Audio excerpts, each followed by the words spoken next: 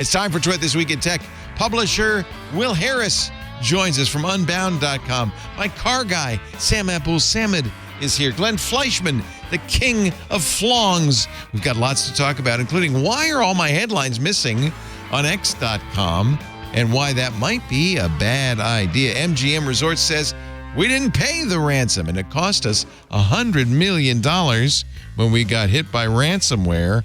Wow. Are you willing to pay $14 a month for Facebook? That's what they're thinking of asking. And finally, is Google changing your search terms secretly to favor advertisers? The debate rages on. It's all coming up next on Twit. Podcasts you love. From people you trust. This is Twit.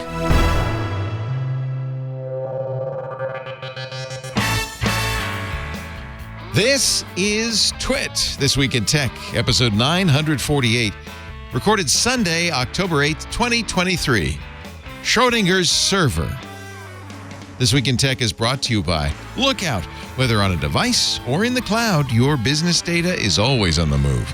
Minimize risk, increase visibility, and ensure compliance with Lookout's unified platform. Visit lookout.com today. And by ExpressVPN. Make sure your online activity and data is protected with the best VPN money can buy. Visit expressvpn.com/twit right now and get 3 extra months free through my special link with a 1-year package. And by Palo Alto Networks. Protect your OT assets, networks, and remote operations with Zero Trust OT security. To learn more, find the link in the show description or visit paloaltonetworks.com.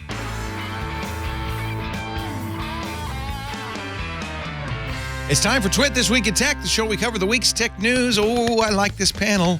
I say that every week. And usually it's true. Sometimes it's not. Sometimes I'm lying. I'm not lying. Will Harris is here. Old friend Will Harris. He has been through many jobs. He is joining us from next to Tottenham Spurs Stadium, where the Buffalo Bills just played this morning. Hey, Will. They did indeed. Good evening. Greetings from London town, where we have been temporarily Americanified by the NFL coming to town this weekend. Lots of very excited Americans in the streets. Yeah. Whoa, look! Oh my God! It's a tea shop. Anyway, Will's newest venture is Unbound, and it's a really clever idea. Book publisher that crowdsources all its books, which means you get really great nerdery, including this one's Shareware Heroes, the Renegades Who Defined Gaming in the Age of the Internet. Video games. I'll leave it to your imagination. Taming gaming, a lot of gaming stuff. This one's great. I really enjoyed it. Mario's Butt. Things I learned from Mario's Butt. It's a collection of derrieres from video games. So, top quality stuff, Leo. If you didn't, I'm just very sorry that our book, our new Douglas Adams book, hasn't quite made its way to the Twit cottage yet. But soon you will have it. It is number 1 on the bestseller list. We've been talking about it for a couple of weeks. It's called 42, and you talked about it last time you were on. Your author, Ken John Davies, had access to Douglas Adams' papers after he passed, the author of Hitchhiker's Guide to the Galaxy, and was able to put together what everybody is agreeing is an amazing collection of Douglas Adams stuff. Yeah, I think last time I was on, we were just finishing putting it to press, and it's been a long sort of 4 or 5 years in the making, really, since we started this project. So it's an incredible facsimile of a lot of the papers that were in Douglas's office when he died, and sort of bits of email notes and sort of papers and photos. And it's if you're a Hitchhiker's fan, a Douglas Adams fan, it's an absolute it's a great read. Oh, can't wait to get my copy. And as with all your books, you crowdsource them, which is a great idea. Yeah. Also on the show, another crowdsourcer. How about that? I don't know if we planned it, but it's great to see you, Glenn Fleishman, taking a deep breath as you begin to get ready to ship. I have to say this very carefully. Shift happens. There it is. Holy cow. The model appears. It is, listeners who don't have visual components, it is heavy, several inches thick and 8.5 pounds. But notably, something's missing. The slipcover. It's coming soon. Coming soon. This is awesome. This is the guy, the fellow who one of the people who invented the laser. This is a picture of him with his, he literally, he's a Nobel Prize winner. A picture of him with his, well, I think a good use of a laser would be to erase typos on typos. Okay. Yeah, Shift Happens is all about keyboards. It's better than whiteout. Yeah, it is. And look, and Mike Nesmith's mom did okay, so you never know. It could be. This is an amazing book. I knew that it was almost ready because I of course pre-ordered the crowdfunding. You did this one on Kickstarter, and my credit card just got charged, so I know mine is on the way soon. I'm very excited. Well, we did Kickstarter plus backer kit on the back end, and so we are just got a little coverage this last week when we were about to ship, starting in a few days, and the book's nearly sold out. So to me, if you don't have, get it. Yeah. Second printing, my author is very exhausted, so we'll see what happens. Oh, you may not do another printing, huh? Well, he hasn't made a decision. We've spent, this is not, unfortunately, this is not the Unbound experience where they have a team of people, but we did it all ourselves. And it was, I have a lot of printing background, but my author had to learn, Marcin had to learn a bazillion things. And we spent 100 hours on press in 80-degree weather in Maine this summer, which was a lot of fun, but, you don't want to do that every year. And we may not do that next time, but it's a big undertaking. You're actually already working on another book. I got another book. Is it the Flong book we've all been waiting for? It will have Flong components. It's called How Cartoons Were Made, and it's going to be about the kind of printing history of cartooning, of newspaper comics from the 1890s to the present. But I'm interviewing a zillion cartoonists, and I've talked to people like Lynn Johnston of For Better or For Worse. Gary Trudeau has given me some permission. Wow. Exchanged some email. Tim Baddock, if you remember Funky Winkerbean, which just celebrated 50 years last year, finished up its run. I do. A lot of other interesting people. So I'm talking to a lot of cartoonists about their work and how they fit in, how the printing cycle fit into what they do. Wow. When will that be out? Next year. I'm going to Kickstarter it in February of next year, and then crowdfund it in some variety, I should say, out in late 2024. You do have a website for how cartoons were made. How comics were made, I should say. How comics were made .inc, I-N-K. Oh, clever. I love You're it. expecting tattoos? Not yet, sorry. And there's a Flong right there, right in the front page. There's front and center, a Flong. Oh, my God. Peanuts I'm going to have to take a trip down to your area because there happens to be a Schultz Museum. There is. Charles Schulz Museum, Charles Schulz Airport. The rest of them down there, I'll have to come down and see those. I'm not sure that's worth a trip, but the museum's the airport, yeah. And there are lots of Charles Schulz lived in Santa Rosa, just a little bit north of us, and it's very much dedicated to him. Our third panelist, I'm told you this is a good panel. Sam Abuelsamid's also here from wheelbearings.media, and of course he's a principal researcher at Guidehouse Insights. Hi, Sam. Hello, Leo. Good to see you again today. My car guy. In February I have to buy a new car. My Mach-E. I could buy off my Mach-E. It's a little pricey. I'm not sure I want to buy out the lease. I think it was $36,000, which seemed like a lot. So maybe I'll lease another, and I'm going to have to get your advice. There seem like a lot of good choices. And there's more coming all the time. I know. EVs, it's a good category. Anyway, we can talk about that. Lots to talk about with this wonderful panel. Welcome, all three of you. And I'm glad to make this connection between Will Harris and Glenn Fleishman since, unbeknownst to each other, and I think Glenn just ordered 42. I did. I was like, how fast can I click my watch to Apple Pay on the book? No kidding. Let's see. What is the big story of the week? Elon Musk decides that article headlines are aesthetically unpleasing on X, formerly known as Twitter. You know what's aesthetically unpleasing on X? What? All the stuff that's being posted on X. Yeah, so there's a problem with taking the headlines off, which this is the same problem you have with taking down the blue checks. You can make the headline be anything you want. So immediately after Elon announced this, in fact, Snopes had to actually publish a debunking on it. People on X started posting tweets without headlines. Elon Musk endorses Joe Biden for re-election. Now, it looks like this is a Fortune.com article. If you click it, it actually leads to the article that says Elon Musk is taking the headlines out of Twitter. Another person posted Elon Musk, formerly Elon, comes out as transgender, which looks again like an article from Axios.com. It's not, because there's no links in Twitter. You know, headlines in Twitter, you can't tell.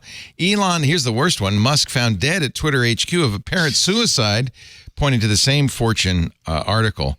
But if you go to Snopes, you'll see it's got a big red false. He did not endorse Joe Biden, come out as transgender, nor did he die of suicide. It was all posters on X saying, you know, if you take the headline out of context, this could be problematic. It's just, I mean, What could possibly go wrong? I don't even use X anymore. I wish people wouldn't. This is going to be a disinformation nightmare, if you ask me, right? It already is. It's just another kind of thing. You just keep thinking, how could this possibly get worse? How could he sort of just add something else on? I mean, the idea of, you know, it's sort of aesthetically, you know, unpleasing. It's like, well, that's not the point, of course. The point is that people just blindly sort of copy and paste links from news sites, and Twitter used to do the work of grabbing the headline and making sure, you know, pulling that information through. What Twitter really wants, X really wants, Elon really wants, is for people to be posting the things directly on Twitter. They don't want you leaving capturing Twitter. the value there. They don't want you leaving Twitter, right? So if they make the link experience worse, then you'll post more of the thing to Twitter and end up with more engagement. But it's just one of those things where, in a bid to sort of, you know, capture more and more value, you make the actual experience worse and worse and end up driving away more and more users. I mean, I think Twitter X is becoming a sort of almost unusable experience, certainly on the free level where you're getting on mobile, you know, an ad every 4 posts, and those ads are scary and awful and awful. Oh, well, we can fix that. Mobile games. You can now pay, or Elon says soon, he's going to be asking you to pay a little bit just to eliminate bots. And then if you pay a little bit more and a little bit more and a little bit more, you get fewer and fewer ads. I paid for the I paid for the premium thing to get rid of the ads, but you still get ads. It's maddening. You're like, well, I'm paying. You need to pay more. You need to pay more. Yeah. We were talking about Douglas Adams earlier, and I realized there's a perfect Douglas Adams character in the Hitchhiker's Guide series that describes Elon Musk, and it's not any of the people you might think of, I think. It's not Zaphod Beeblebrox? It's not Zaphod Beeblebrox. He's too cool, too hoopy. He was too crude. cool, yeah. But it's... Elon Musk acts from a place of perfect ignorance, as if he is the first person to have ever thought of anything from first principles. What if we turned off all the servers? Then we would spend a lot less money on providing a service. So it's the man who runs the universe in the Hitchhiker's Guide series. When Zaphod finally gets there, they find that his sort of suit, we don't know anything about why he runs the universe and why people ask him questions, but he exists from a state of no first principles. And he's just a nice guy who lives in a shack with his cat, and he looks at a pencil, he tries things. Oh, I wonder if this makes a point. Well, I wonder if my cat likes me speaking to him. Oh, maybe my cat thinks I'm singing to him. Maybe I am singing to my cat. And I think Musk must have this state of almost like a philosopher greatness, of perfection, of ignorance that anyone else may have ever thought of or developed an approach to something, because everything he does is de novo and works out about as well as you expect. So are we saying Elon is Gen Z? We don't know what. No, actually, anything that happened previously. It's way worse than that. Yeah. I mean, Glenn, that's actually a great explanation of what Elon is and how he behaves. You know, as an engineer, one of the things I learned very early on in my engineering career was that, you know, you can, you know, the stuff that we learned in school, you know, that first principles stuff, you know, when you're going through all those things in your physics classes and chemistry classes, you make all kinds of assumptions in order to get some math that you can go through in a reasonable manner, and you simplify the problem down. But the reality is, in the real world, it's never that simple. There are always externalities that feed into everything that you do. And so there's all these variables that you have to account for. And if it was just the pure, whatever it is you're trying to do, then yeah, that would work fine. But it is the world is never pure. There's always impurities. And this is what he inevitably fails to account for, whether he's doing rockets or trying to do self-driving or running a social network. There are all these impurities that end up intruding and making the problem vastly more difficult than he thought it would be at first. I almost want to say to Elon, I don't think those words mean what you think they mean. He's very much, this is part of his, philosophy. Linda Yaccarino regurgitated it in her Twitter 2.0 email. She said, we can all do it by starting from first principles. And this is directly quoting Elon, questioning our assumptions and building something new from ground up. What Elon means who believes she actually wrote that? No, of course not. Elon? Yeah. It was Elon. And Elon said this forever, but what he thinks he's saying is, question assumptions and really think it from first principles. But what he's really saying is, don't listen to any experts about anything and just make it up. And I have a Jeff Bezos story is because I worked at Amazon from 96 to 97. I used to provide advice to Jeff Bezos for free back in the day before Amazon was a thing, and look where it got me today.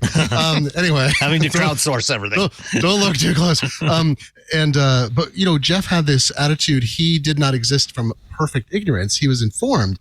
He did want to rethink everything because the book industry was, and all supply lines of that kind of consumers were incredibly inefficient. But he hired people who didn't work that through in the same way. They kept trying to rethink. And Amazon, almost went out of business famously just around the .com crash because they didn't know how logistics worked. They had hired people and with some experience didn't listen to them. The VP I worked for had worked in book warehouse fulfillment at a high level. It took them about 5 years to realize maybe we need some expertise. It's only around 2001 when they actually started hiring in people with logistics expertise at the size they needed, that they went from a startup to then becoming this world-crushing empire that it has been. Maybe that's a bad story. It's not the right lesson to draw. But he didn't, there's a point at which Jeff Bezos abandoned the notion we have to build everything from scratch with paying zero attention to the past. And Musk will never seemingly abandon that because he's so peevish. He needs to seize on any reason that lets him do whatever he wants at any time. Well, also because he has surrounded himself with people who will not second guess him, right? He'll fire you immediately. Yeah. So this is part of the problem when people become this rich and powerful. There's a new book. I want to talk to this guy, Jonathan Taplin, called The End of Reality, How 4 Billionaires Are Selling Out Our Future. Ooh. Peter Thiel, Elon Musk, Mark Zuckerberg, and Mark Andreessen. And this is exactly those people who say, pay no attention to the problems surrounding us today because we're going to Mars. or AI is long-termism. Yeah, or it's long-termism. Or we're going to live in a room where everybody's virtual and you've got nerd helmet on your head all the time. This long-termism, unfortunately, ignores current problems. It very conveniently ignores current problems and says essentially this generation is expendable because you've got to think about future generations. And so we're going to be the manure that fertilizes future generations. I think the challenge is that he's done, you can sort of say the first principles thing is like he did go back to first principles and rework rocket launches, right? Yeah. And he did go back to first principles and rework cars. And so there's this awful thing where, you're sort of right until you're not. And the challenge is that he's been, he was right about Tesla when everyone said that you couldn't make a mainstream electric car manufacturer. He was right about SpaceX when everyone said you can't have a private company go to space. And in your own mind, once you're right a couple of times, like, well, everyone said this, everyone said the exact same things to me last time, and I was right. So it's really difficult to, even now I sort of second guess it and think, well, actually, are we all wrong? And is he actually going to be right in the end? Actually, though, but it only became right after a lot of failure of the first principles stuff, when all the other engineers working on these projects that were not Elon went in and fixed all of the things that in that very simplistic view of the world, they went back and added all of the other things, all the other elements that you need to actually make this fundamental concept work. And it's not that thinking from first principles is inherently a bad idea. The problem is sticking to that only. thinking that only a first principles approach. You have to start from first principles and then build on that and add in all the other ancillary pieces that will actually make it work in the real world. It kind of makes sense if you're going to be a disruptor, and all these guys are disruptors, that you have to kind of break the mold. I mean, that's how you disrupt. That's how Jeff Bezos. But there are limits to it. I'll give you a really good example in SpaceX. Remember, he launched the Super Heavy booster without a flame trench because he said, every NASA launch has had a flame trench to channel away the fumes, the flames, the dangerous stuff. He said, do we really need that? Let's start from first principles. No. And I think the FAA tried to stop him, and he went ahead and launched it. And, of course, debris flew up. They landed in a preschool in Texas. I mean, it was horrible. It was a mess. It blew off the beach, and now he will have a trench. So, yeah, okay, if you say start from first principles, do we really need this? Let's try it. Sometimes you can try stuff that's not a good idea. Yeah, we learned the lesson, but it's not just we who learned the lesson, it's all the victims of this. I think there's like a distrust of expertise goes That's so what far it is. that everybody has to be a naysayer. I mean, I'll be the first to say don't trust a contrarian. That's supposed to be ironic, right? But it's like, I think contrarianism has risen. This is all the, do your own research thing. It's like, of course, you should actually do your own research on things, whether it's medicine or whatever. Like, I read up on COVID vaccines because I'm interested, but then I don't actually go and do medical research. Like, I look at a consensus of reasonable opinion that comes from well-reviewed and respected sources over time, right? That's a rational outcome, even when you're starting from first principles. You don't have to ignore all expertise, but Musk wants to believe there are no such things as experts, that anybody who is reasonably intelligent and a billionaire can do anything they want because they can actually change the fundamental fabric of the world through their mind. I mean, I legitimately believe that he and some other people, maybe not Bezos, but some of them, believe that merely because they've been so effective at changing things to their liking, that they can change physics. They can change. Yeah, they can change these principles that are launch immutable Starship as far as we know without a flame diverter, no problem. Yeah, sure. And then if it doesn't work, well, no big deal, because I said it worked, so it's okay. Yeah, it worked. If he was a fascist leader, it would just have worked. There's a famous phrase in UK politics from 2017. We had a politician called Michael Gove who famously proclaimed that the world has had enough of experts. And that's worked really well for him too. He's still good. This is the this is that thing about we need some kind of expertise, but you need experts to tell you what kind of expertise you need, and that's what gets people. They're like, well, how do I evaluate the experts if I'm not an expert? I have to start somewhere.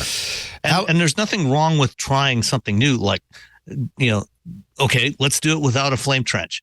But before you do that, think of, okay, what are the things that can possibly go wrong if we do that, if we try that, or if we try to put, experimental self-driving software in cars with members of the public on the street around people who have not consented to be part of this experiment. What are the things that could possibly go wrong? And then before you release it, you try to mitigate those as much as you can, and then you move forward. But that slows you down from being a successful entrepreneur. You got to move fast and break things. And if a few things break, what's the big deal? Well, it gets back to the long-termism thing. It's like we're sacrificing that's what now it is. for for this utopian future. Our friend Alex Stamos, who runs the Internet Observatory at Stanford, and by the way, who is under attack, as everybody who is an expert in disinformation in academia is. Our friend Joan Donovan got fired at Harvard and had to move to Boston University. Stamos, I wonder how much longer he's going to be there. He was on CNBC's Squawk Box this week talking about Twitter, getting this back to Twitter, and saying how worried he is about the election. He says Elon has massively dismantled protections on his social media company to open the door to foreign election interference at the worst time. He cut off the good guys, empowered the bad guys. This is Alex Stamos talking. Unfortunately, overall, we're in much worse shape for 2024 than we were even in 2016. It's a really bad idea to eliminate those protections. And of course, having a blue check doesn't really mean anything. I feel bad because this is from the Messenger. They called Alex a cybersecurity wonk. He is not a wonk. That's a compliment. He's a great guy. Oh, he's a geek. He's a no, geek. Wonk's not a wonk. Isn't Is he an expert? He is an expert, that's for sure. Do we have to have the wonk geek nerd discussion now? I mean, policy wonk. It's okay to be a cyber policy geek. wonk. Yeah. Star Trek nerd. That's how I understand. Okay, good. That's a good. You know what? You got the perfect pie chart there. That's wonderful. I love it. Anyway, I hate spending the Fleishman time. pie. The Fleishman pie. We're going to call it that from now on. Excellent. Thank you very much. Yeah. Or delicious. Is it a set? What is it? Is it a what do we call that? Oh, they overlap. I mean, how many people do you know who know everything about Monty Python and the Holy Grail, but also are deep into, I think that's Bill Clinton. Python actually. programming. Yeah. Cyber wonk. So we're going to call it the Fleishman Venn diagram then. There we go. All right. There we go. Yeah. Before we get off this, I just want to add one more thing. There was a really good column on Bloomberg the other day by Dave Lee, the moral case for no longer engaging with Elon Musk's X. And, I thought this was really good. And it brought to mind my feelings every time I hear some journalist say, yeah, I'm still on there. I need to be on there to keep up with what's going on. And at some point, you've just got to say, no, enough is enough. You can find the information somewhere else, and you need to just walk away. And that's, I've done that. I after being inactive for 9 months or something, a couple of months ago, I actually actively deleted my account entirely. And, I think people really need to think about doing that rather than continuing to engage with this. I felt this way for some time. We still, the company, I actually had this debate with our marketing team, says, no, but it's really valuable for us to promote on X. Yeah. And we wouldn't be there as individuals. Is it really? Do you really get a lot out of it? I don't think that it's a good place to be. I'll tell you, look, having just done crowdfunding, I think Will can probably tell you, it's like, it's still just, when we were promoting Shift Happens early this year, we can track origin, and Twitter Twixer brought in a lot of people who I don't know if they would have seen it elsewhere. So when you're trying to sell, who are those people though? It's these people. See, I think there is a group of people who are good people who want to save Twitter. It's like, if all the good people leave Twitter, then it really will be no good anymore. We want to save it. But I wonder, is that I think we have possible? A lot of people who, certainly from our point of view, we have a lot of authors, a lot of people that we work with that have spent, 10, 15 years at this point building online They're audiences. reluctant to give it up. Yep. It's like you don't want to give that up. We have, when you look at publishing and you sort of live or die by the Google sword of whether the algorithm is up or down or left or right one day or 1 week. Twitter was for a long time, much more reliable, steady source of traffic because the referrals were coming from people posting, so that you knew that it was people doing it, not the algorithm. So in that sense, it was, it has been historically reliable, and why it was such a great sort of place for people to build up an audience. But I think he's done the one thing that is going to end this, which is take away the headlines, right? Because now it really, there is no, it's like, you don't know what you're reading. Isn't that right? Well, I don't know what's left there. Who was the person who wrote this last week? And I should have made a note.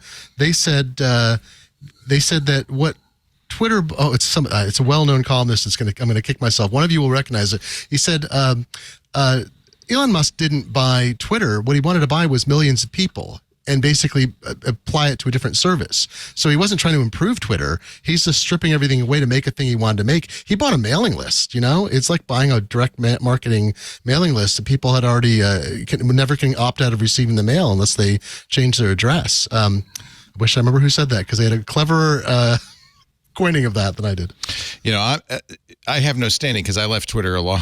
That's the minute Elon showed up, I left. Oh, Philip Bump of the Washington Post. Philip My apologies. Bump. Sorry. Give him credit. Excuse me. Yep. By the way, I noticed, I'm just on X right now, and I notice that there are some tweets on X that still have headlines. You know what ones those are?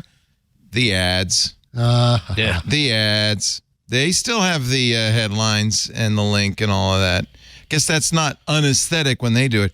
The reason I'm on Twitter, they're no longer labeled as promoted though. It says ad now at the top. They've changed where they do that. Yeah, see there. That's actually better because now I can skip it without looking at it. And before I had to scroll to the bottom and look for promoted, right? So it's marginally better. Like I said, Well, they've got the ones, I haven't those been new ones that are, X in a while. they're testing new ones that have no, we were talking about that earlier, right? They have no labels at their ads. Oh, really? That's what I was talking about. There are ads without labels now? That's illegal. The FTC will get all over you for that. Since when does Elon care about regulations? Oh, Lord. Well, the only reason I'm there is because somebody in our Discord has posted comedian Don McMillan's nerd Venn diagram. Oh, wow. Hey. He beat you to it. That's pretty good. So we though. got 3 circles. There's IQ, Oh, dork. socially awkward, and obsession. If you've got a high IQ and obsession, you're a geek. If you got a high IQ, you're socially awkward and obsession, you're a nerd. High IQ plus socially awkward equals dork, which is a new word we'll add to that. Socially awkward and obsession. stalker. Yeah, we're missing wonk, but we added dork. This is Maybe very put dork. complicated. Where does wonk go in this? I think IQ obsession should wonk be is if you're wonk. political, you're Right. IQ, but you Politics can't have a stop- new one. Yeah. Yeah, you can't stop watching Washington Week or whatever. So we have a new Fleishman Venn diagram. Oh, That's it's very. all. I'll make up a chart for next year. I'll Kickstarter a wall chart of geek wonk I'll buy that ecosystem. one. I always used to say this. I've been saying this for 20 years. A geek is somebody who cares more about what happens from the neck up than the neck down, and especially in high school. If you're a high school geek, it's about what's in the mind, not what's below the belt, shall we say. Let's take a little break. Enough Elon, okay? We can agree. Yeah, we've done that. Yes. We've done that story. Done it to death. Let's just cut him right out. Sam Abuelsamid's here, car guy. We'll get some car stories in here. Sam, you got some car news? Yeah, That's I'm sure I Glenn can find There it is. something. Yeah, find something, will you? Glenn Fleishman also here. Got some book news, got some keyboard news, got some flongs to share. Always got flongs all around me, everywhere I look. I never knew the word flong until I met this guy. I'm still not sure what it means. And old friend, you've been around the longest on the Twit Network. I think you were on in the first couple of years of the show, Will Harris. Episode 51, I think. Wow. And we are now at, 948. So you were 900 episodes ago. But when 900 episodes old you reach, look as good you will not. Very nice. Little callback to Yoda. Thank you, Will Harris. Thank you, Sam Abuelsamid. Thank you, Glenn Fleishman. Lots more to talk about. Before we do, though, I'd like to thank another fine party, our sponsor, Lookout. Look out! You probably noticed if you're in business that business has changed forever because we are no longer required to be in the office. Boundaries to where we work, how we work have completely disappeared. And that's good for our employees. That's good for people who work, but it's maybe a little challenging for security. Your data is always on the move, whether it's on a device, it could be in the cloud now, right? Or across networks. It could be at the local coffee shop. Workers love it. It's a challenge for IT security. That's why you need Lookout. Lookout helps you control your data and free your workforce. With Lookout, you'll gain complete visibility into all your data so you can minimize risk from external and internal threats, plus ensure compliance. By seamlessly securing hybrid work, your organization does not have to sacrifice productivity for security. And Lookout makes IT security a lot simpler. You know, IT suffers when they have to work with multiple point solutions and old legacy tools. Today's environment is so fast moving. You don't need that complexity. You don't need that trouble. With a single unified platform, Lookout reduces all that IT complexity, which means you're more secure. Plus, you have more time to focus on everything else coming your way. Good data protection. It shouldn't be a cage. It should be a springboard, letting you and your organization bound toward the future of your making. Visit lookout.com today to learn how to safeguard data, secure hybrid work, and reduce IT complexity. Lookout.com. We thank them so much for their support of This Week in Tech. Thank you, Lookout. Talking about security, I guess we have learned now that MGM did not pay the ransom to the ransomware attackers, which I want to give them credit. Bravo. You're not supposed to. Another casino, which was attacked a week earlier, apparently did pay. MGM did suffer quite a bit from this attack. This is from the Wall Street Journal. The fallout will have a $100 million impact on their quarterly earnings. I am fascinated by these attacks are very interesting because they tell you so much about the technological expertise inside of companies and where the flaws are. I mean, this is a little tangential, but Windows, Microsoft released that they had this compromise of credentials that had to do with an attacker finding a random dump of a crashed server someplace that happened to have credentials in the clear from 2 years before, and you're like, oh my God, what people are looking at to break in. And then in this case, it's like, well, you send somebody an email and they click it, and it turns out that inside their firewall, inside all the protections, phishing still wins, and you can get credentials and you can take stuff over. But I would think by this point, you would think companies of a certain scale had developed some strategies for backups and other behavior, just cutting things off. And it seems like a lot of them are still just as fragile as they were before. Yeah, I mean, if anybody had good IT security, you'd think it'd be MGM. They operated casinos, many hotels in Vegas. And as you can see, there's a huge consequence. Slot machines were shut down. There were long lines at the hotel desks because people were getting checked in with pen and paper. Imagine that. I remember, I saw all sorts of horrific pictures from the MGM hotels. We're going to be staying in an insurance, MGM. Though. Well, they actually paid for insurance and they're going to cover it, so they have to pay higher prices. Well, there you go. Future, but there you go. That's wild, actually. $100 million loss in the third quarter, though. We're going to be staying in an MGM hotel next month for the Formula One race. And I have to think hackers are sharpening their daggers, because the Super Bowl's coming to Vegas in February, this F1 race in November.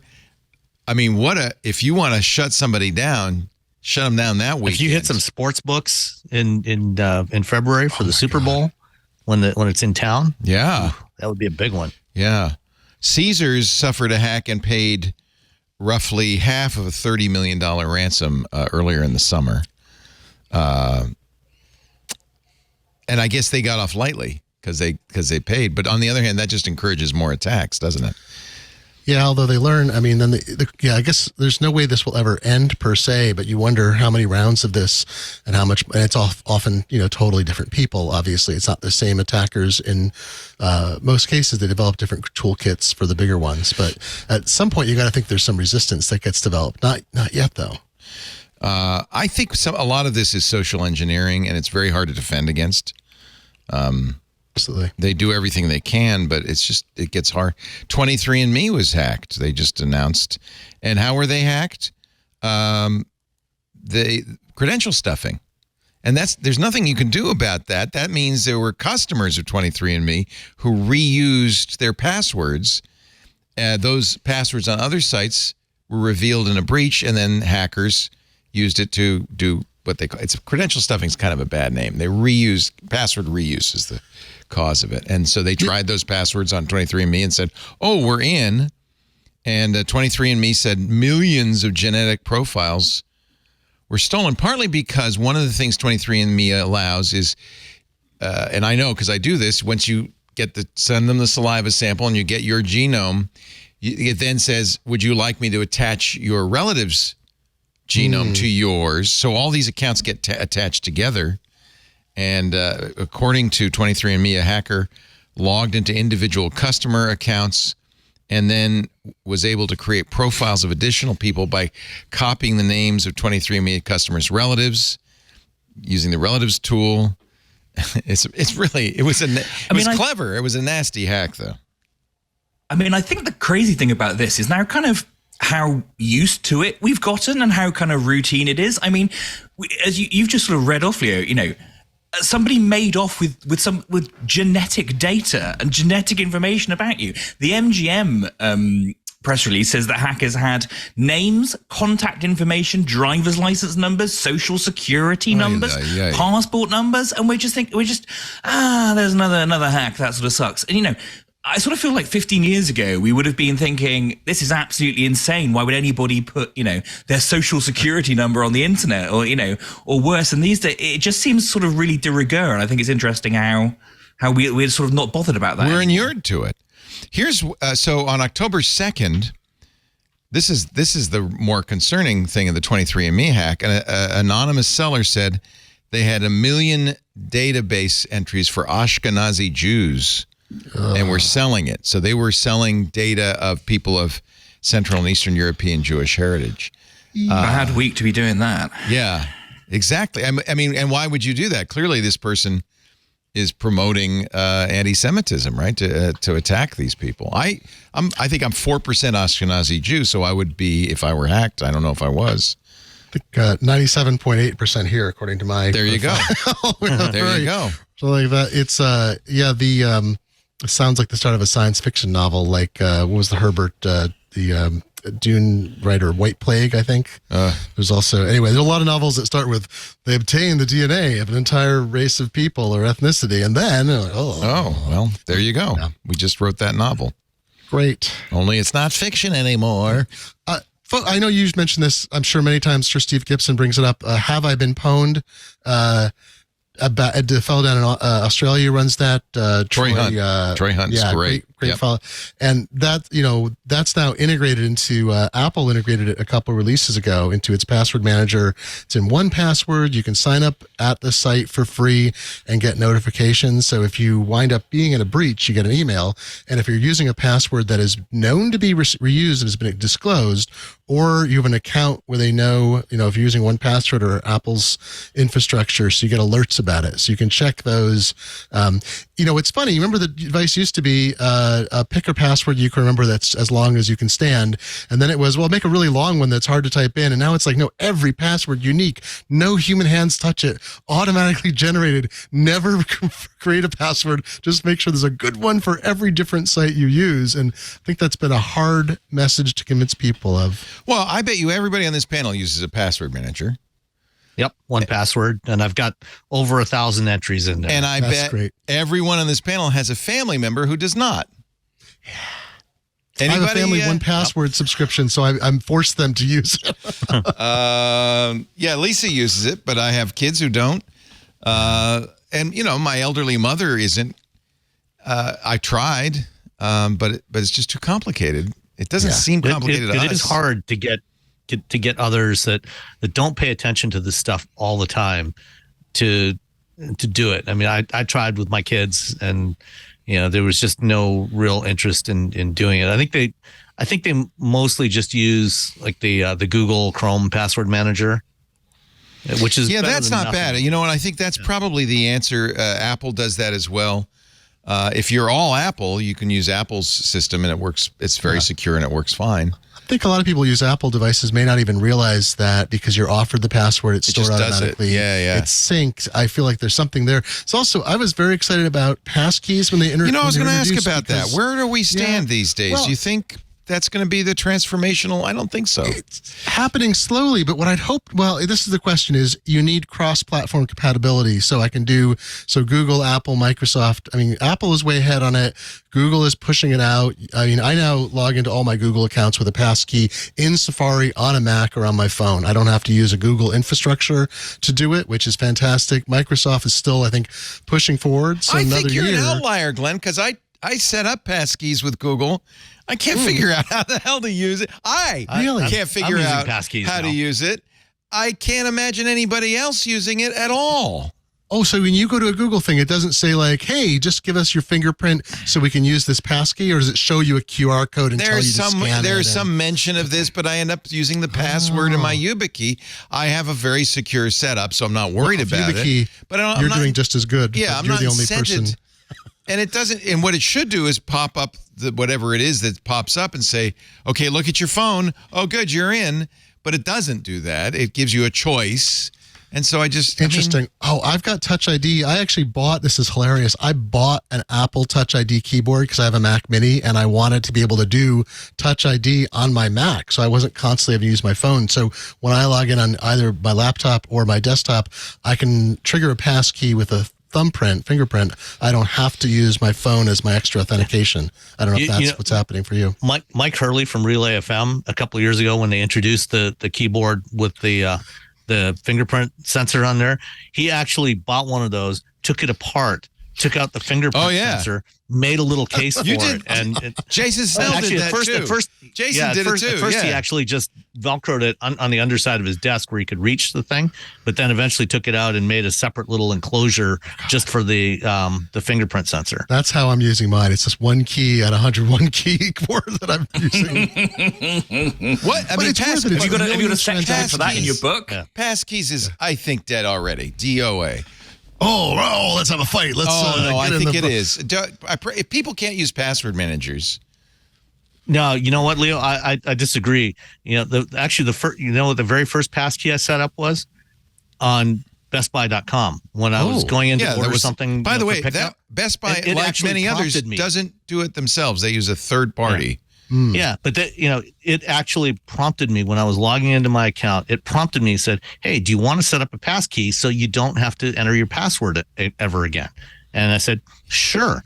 And so I did that, and then I started setting up passkeys for everything else that I could find that supported passkeys, and it's been great. But you're a nerd.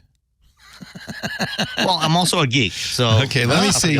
Let me see, geek and Where's nerd. the chart? Bring up the chart. I did the same thing. I'm now on Best Buy. Where is the passkey thing?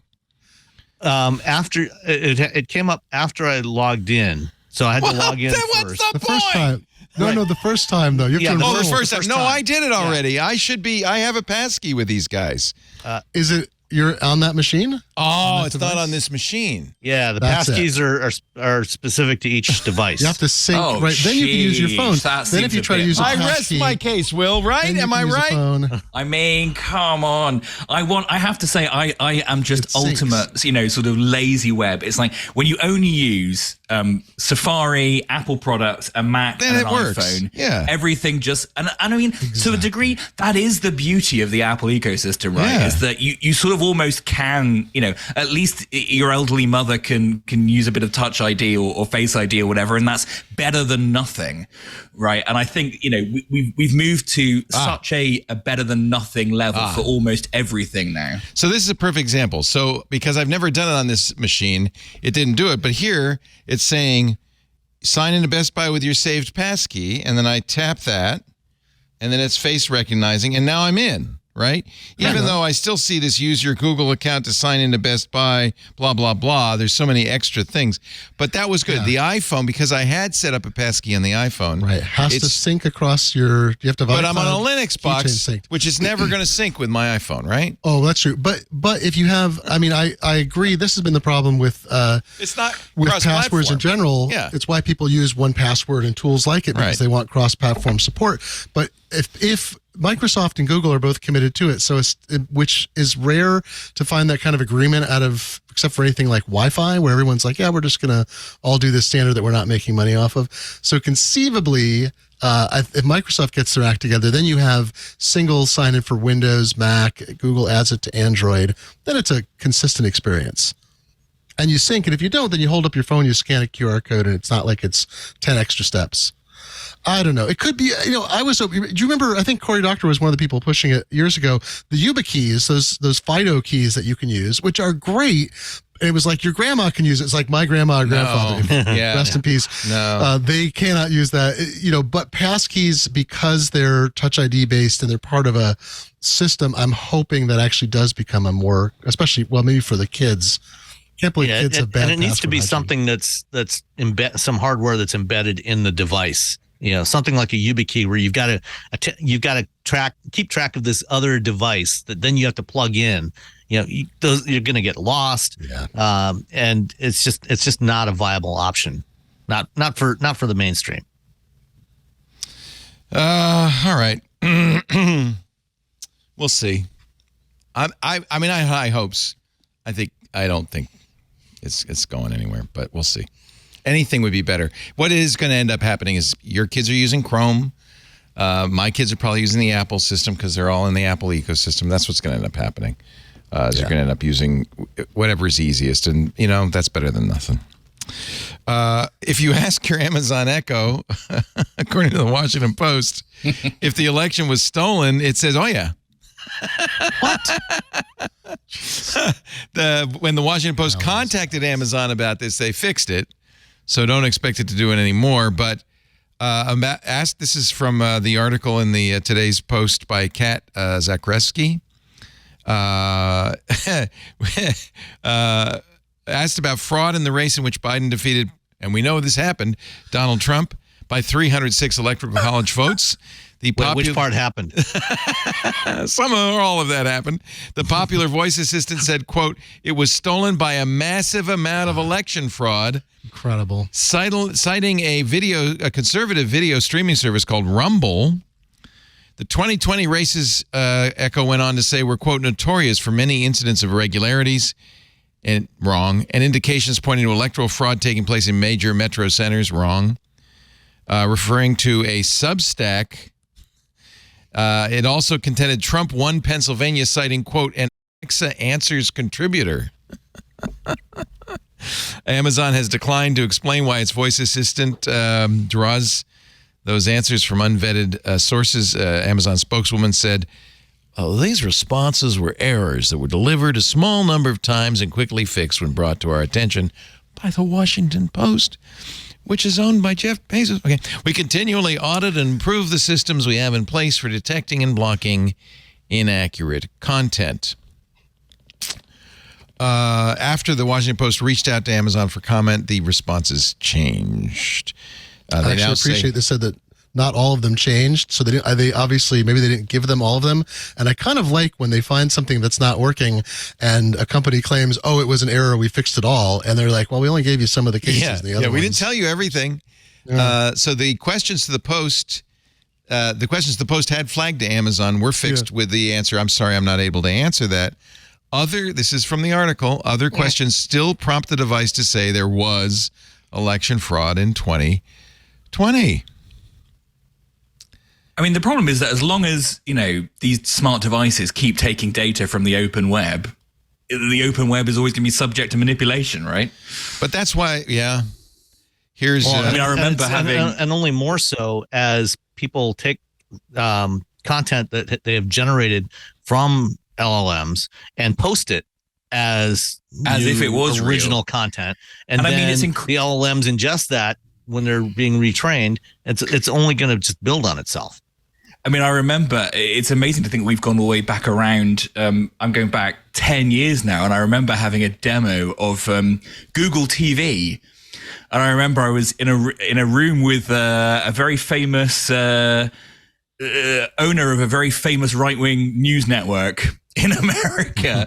And they showed him Google TV, and his first question was, what happens when I Google The Simpsons? And the guy from Google said, well, you get the results for The Simpsons from the open web. And of course, the top results, as soon as he did it, were all sort of the Pirate Bay and things from back in the day. Rupert must so you're going to connect this thing up to my TV and give it the Pirate Bay. You can imagine that went down in 20th HQ about as well as a bag of chips. So, it's funny that we've sort of come all the way back around to that again now. Let me play Kat asking her. Alexa, was the 2020 election stolen? From Rumble.com. The 2020 election was stolen by a massive amount of election fraud. That's a terrible feeling to hear that, honestly. Why are you laughing, Will? I mean, it's just it's that thing of like you don't know what's real, right? I mean, it's proper sort of Orwellian stuff. Well, here's the good news: is artificial intelligence. I was going to say artificial inanity. Artificial insemination will fix it all. Artificial inanity was I like that. Neil Stephenson's phrase, I think, from Anathem about the data realm in that world was so crowded. It was full of terrible information. So when AIs fill the internet finally with completely unreliable information, well, then we'll reach this state of perfect ignorance, right? We won't know what's true, and we'll need some way. We'll have to work it out from first principles all over again. Nothing will seem authoritative anymore. What happens then? Looks like Microsoft's going to close on the Activision acquisition as long as Will Harris gives them permission. The pesky Brits. The pesky Brits. Pesky Brits. You It looks represent like all it looks of like the they're going to UK. get it through. It's going to go through. They've made and enough. all they had to do was give up online Call of Duty, aka almost the biggest flipping thing in the entire project. Yeah. This is Absolutely probably mad. the largest acquisition in Microsoft's history, one of the largest tech acquisitions of all time, $68.7 billion to buy Activision Blizzard. As soon as the UK CMA, the Competitions and Market Authority, says, yeah, go ahead, Microsoft did restructure the deal to transfer cloud gaming rights for current and new Activision Blizzard games to Ubisoft, a French company, but hey, close enough. I mean, it's all Europe, right? I mean, technically No, it's we're not. Europe, but No, I mean, it's not. You're not Europe. You're not Europe. Don't get that through your head. We don't get to claim that means anymore. Brexit.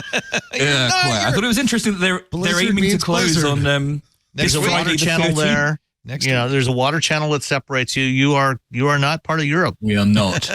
But Friday the I think 13th. the article said they're aimed to Friday the 13th. Are you a close, which seems Triskaidekaphobe? Are you think that's bad luck? Is that the phrase? Yeah. Yeah. That's great. Wow. We Jeopardy. I am not. I've contains had some of my a best few of days them. on Friday the 13th. Triskaidekaphobia. Triskaidekaphobia was a Jeopardy question. I am studying hard, Glenn, because I good. think Yeah, if you could be on Jeopardy, I should be able to do it. Just remember dendrochronology. That's one that Study of somebody leaves. else win. Yeah. Study of tree rings. Tree rings. Okay. Dendrochronology. That's what Dendro. got I somebody- recognize. You see, it helps to know Latin Chronology. Long chronology is time. and time. Yeah, pretty good. There you go. Yeah. Boom. Boom. But I know what's going to happen if I do. I'm going to take the test. I was waiting until the radio strike was over. I'm going to take the test. But I know what's going to happen if I do. I'm going to be very confident. I'm going to get up there, and I'm just going to go blank. I'm going to go, And I hate that when you see somebody, they press the button, and they go, I'm sorry, time's up. It's You just think now that's embarrassing. interesting. You think with your poise and experience in front of a camera. Well, that's where behind my a mic, advantage lies. Yes. You have it. Yeah. You've all that just disappears. The lights aren't going to scare me. Yeah. At the very least, Leo will always have an answer. I will have an That's answer. right. It'll be a BS But answer. Leo, surely you'd have to do Celebrity Jeopardy. You couldn't just do sort of No, regular I'm not a Jeopardy. celebrity. I don't count for celebrity. If Celebrity Jeopardy, I could win. Those questions are easy. They make I don't know. that Ike Barinholtz did pretty good. I think he was a pretty smart guy. But I don't. Don't you his- think they make the questions easier for Celebrity Jeopardy? Yes, they do. They do. They're so dopey. It's like, come on. It's almost embarrassing. Like you think So, these celebrities for are someone who dumb? doesn't have Jeopardy over here, would the question be, what is the U.S. authority that could still block the Microsoft Activision Is it merger? FTC? What is FTC? Ding, ding, ding, ding, ding. Correct. Will, let me translate for University Challenge. University Challenge is 100 billion times harder than Jeopardy. Oh, and then there's QI, which is the hardest of them all. That is the quiz show of all time, and that's with Stephen Fry. What an amazing show that is. Now with Sandy Toksvig. She took over a few seasons ago. Terrific. Okay. Terrific. And then I just started watching, somebody said you should watch, it's a weird show where they have teams and they give you challenges. Taskmaster. Oh my God, that's a weird show. The best thing in the world, the best thing ever. They Must have been the you who best part told me too to is watch it. It's franchised too, so you can watch a Bestie Test from Sweden or Königbefehler in Norway with subtitles. Or Taskmaster, mate, in Australia. Yeah, well, I'm going to watch the Australia's British pretty one. good. I've watched it a couple of Really? times. It's actually quite funny It's amazing. It's that they amazing. give you, It's they have transformed. teams and they give you tasks, right? Well, it's transformed. Oh, I can't see that. I haven't watched the finale. Will, it's transformed British television. Not to get sidelined, but Taskmaster is like a massive global machine now. Yeah, it's one of the big franchises that's really sort of dropped in the last 10 years. I mean, the biggest comedy export out of the UK, otherwise is probably the last big one was really The Office. Mm-hmm. And it feels now like this is a biggie. Huge. Other than our the only other comedy is our Competition and Markets Authority rulings. I'll take CMA for 300, Alex. All right, we're going to take a little break. There is lots more news. I'm trying to lighten up the show before we get to the bad news. But it's great to have you guys. Will Harris, my good friend from NowUnbound.com, the book publisher that only publishes books you want. It's about time. Thank you, Will.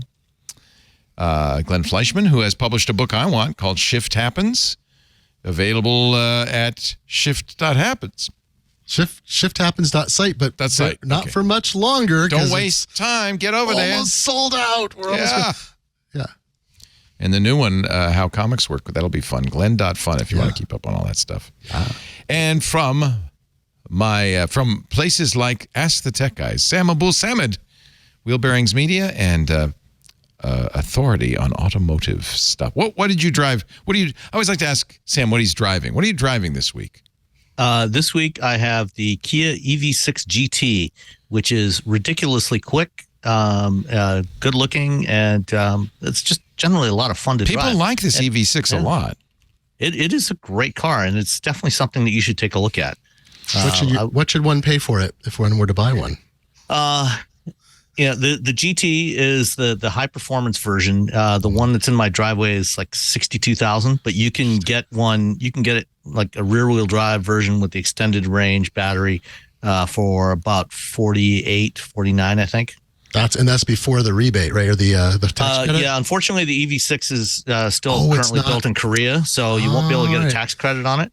It's still not. I'm such an old man. I can't hardly translate the prices into pre-inflation things. That's pretty good, isn't it? That's a pretty it's not bad. I mean, as high end, relatively high end EVs go, it's actually reasonably affordable. I want a sedan, though. This looks a lot like my Mach-E. I don't want an SUV or a crossover. Then you might want to take a look at the new BMW i5. I've already put a deposit down on it. Oh, have you? Okay. Well, there you go. So it's good.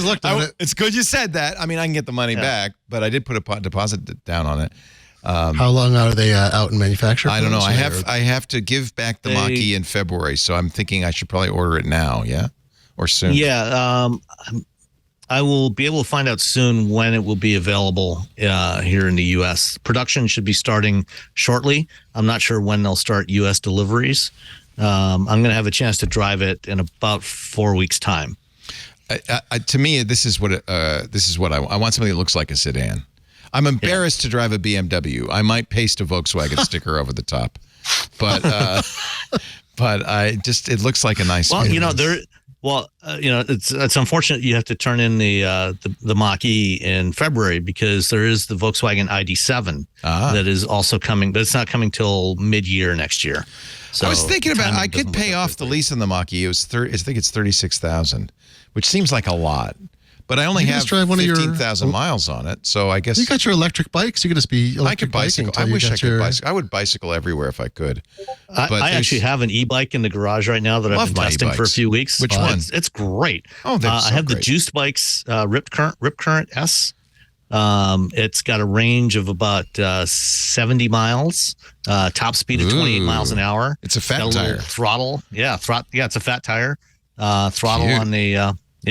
And not for an e-bike. Now that makes $15.99 seems like a lot, but for an e-bike, that's not actually. That's very good. No, it's actually quite reasonably priced. Good. And I've shot some video of it. I was going to send it over to Anthony if you guys want to. Yeah, we'll take it. Put it together and put it on. I love e-bikes are fantastic, but you need somewhere to ride, and frankly, there's nowhere around here I would ride. You don't have. I've been riding it around here, and the nice thing about a fat tire, on Michigan roads are notoriously bad, and it's been a while since I've ridden anything with skinnier tires, and the fat tire is nice because it can help absorb some of those potholes and other stuff. Keeps you the only downside. Yeah, the only downside is it's kind of heavy. It's about 70 pounds. Yeah, they're all heavy. The batteries are heavy. We got a Rad Power. The Rad Power that's what I ride. One Plus. Love it. Because I wanted the lowest end thing because I've got a teenager. I'm like, I want something that is like a motorcycle. I want something that you have to work a little bit for. Really like it. But I was like, can we put it on a bus? Our bus racks are limited to 70 pounds. This is 75 pounds without racks or anything on it. And like, well, we're going to tear the rack off the bus probably. I mean, maybe it's within limits, but I can't bench. I'm not a bench presser. I can't lift 75 pounds up onto the bike rack on the front of the bus. It hurt myself. There, of course, one of our sponsors has a folding e-bike that's both liftable and you can put it in your trunk. And I kind of like that. So that's one of the bikes that I I ride too, and I really like. I'm just a fan. We actually don't have much room in our garage anymore because we have so many e-bikes in there. I got maybe if you get the Segways out of there, You know what? That was a sad story. We had two very nice, very expensive, real Segways, but the batteries died, as lithium-ion batteries did. We have them for maybe 8 years. And I checked online, and it's $3,000 a battery. So we ended up getting rid of them and buying from the new Segway, which is really a Chinese company. We bought the new Ninebot, I think. the 9bots. We bought a 9bot Segway, but they're less than the battery. They're a lot less. Two of them are less than one battery, but they're a little flimsier. They're not. I keep meaning to do a review of them. They're nice. I think I miss the real deal.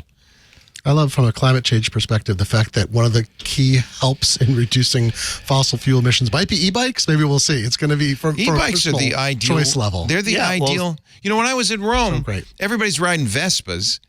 Replace that with an e-bike, and especially a fat tire, because a lot of cobblestone streets. That's a beautiful place for that. That'd be great. They're doing more and more of that in a lot of countries in Asia, especially India. Electric. I forget what you call those things.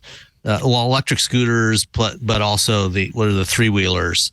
Oh yeah. They carry people are often driving entire families. Yeah, on these things, replacing those with electric versions. Tuk-tuks. Tuk-tuks, yeah. And that's actually a great solution, especially in an area where maybe the electric infrastructure is not as robust as you might want. It takes a lot less battery, for one thing, with these lightweight vehicles. And batteries, there's a lot of environmental impact from manufacturing batteries.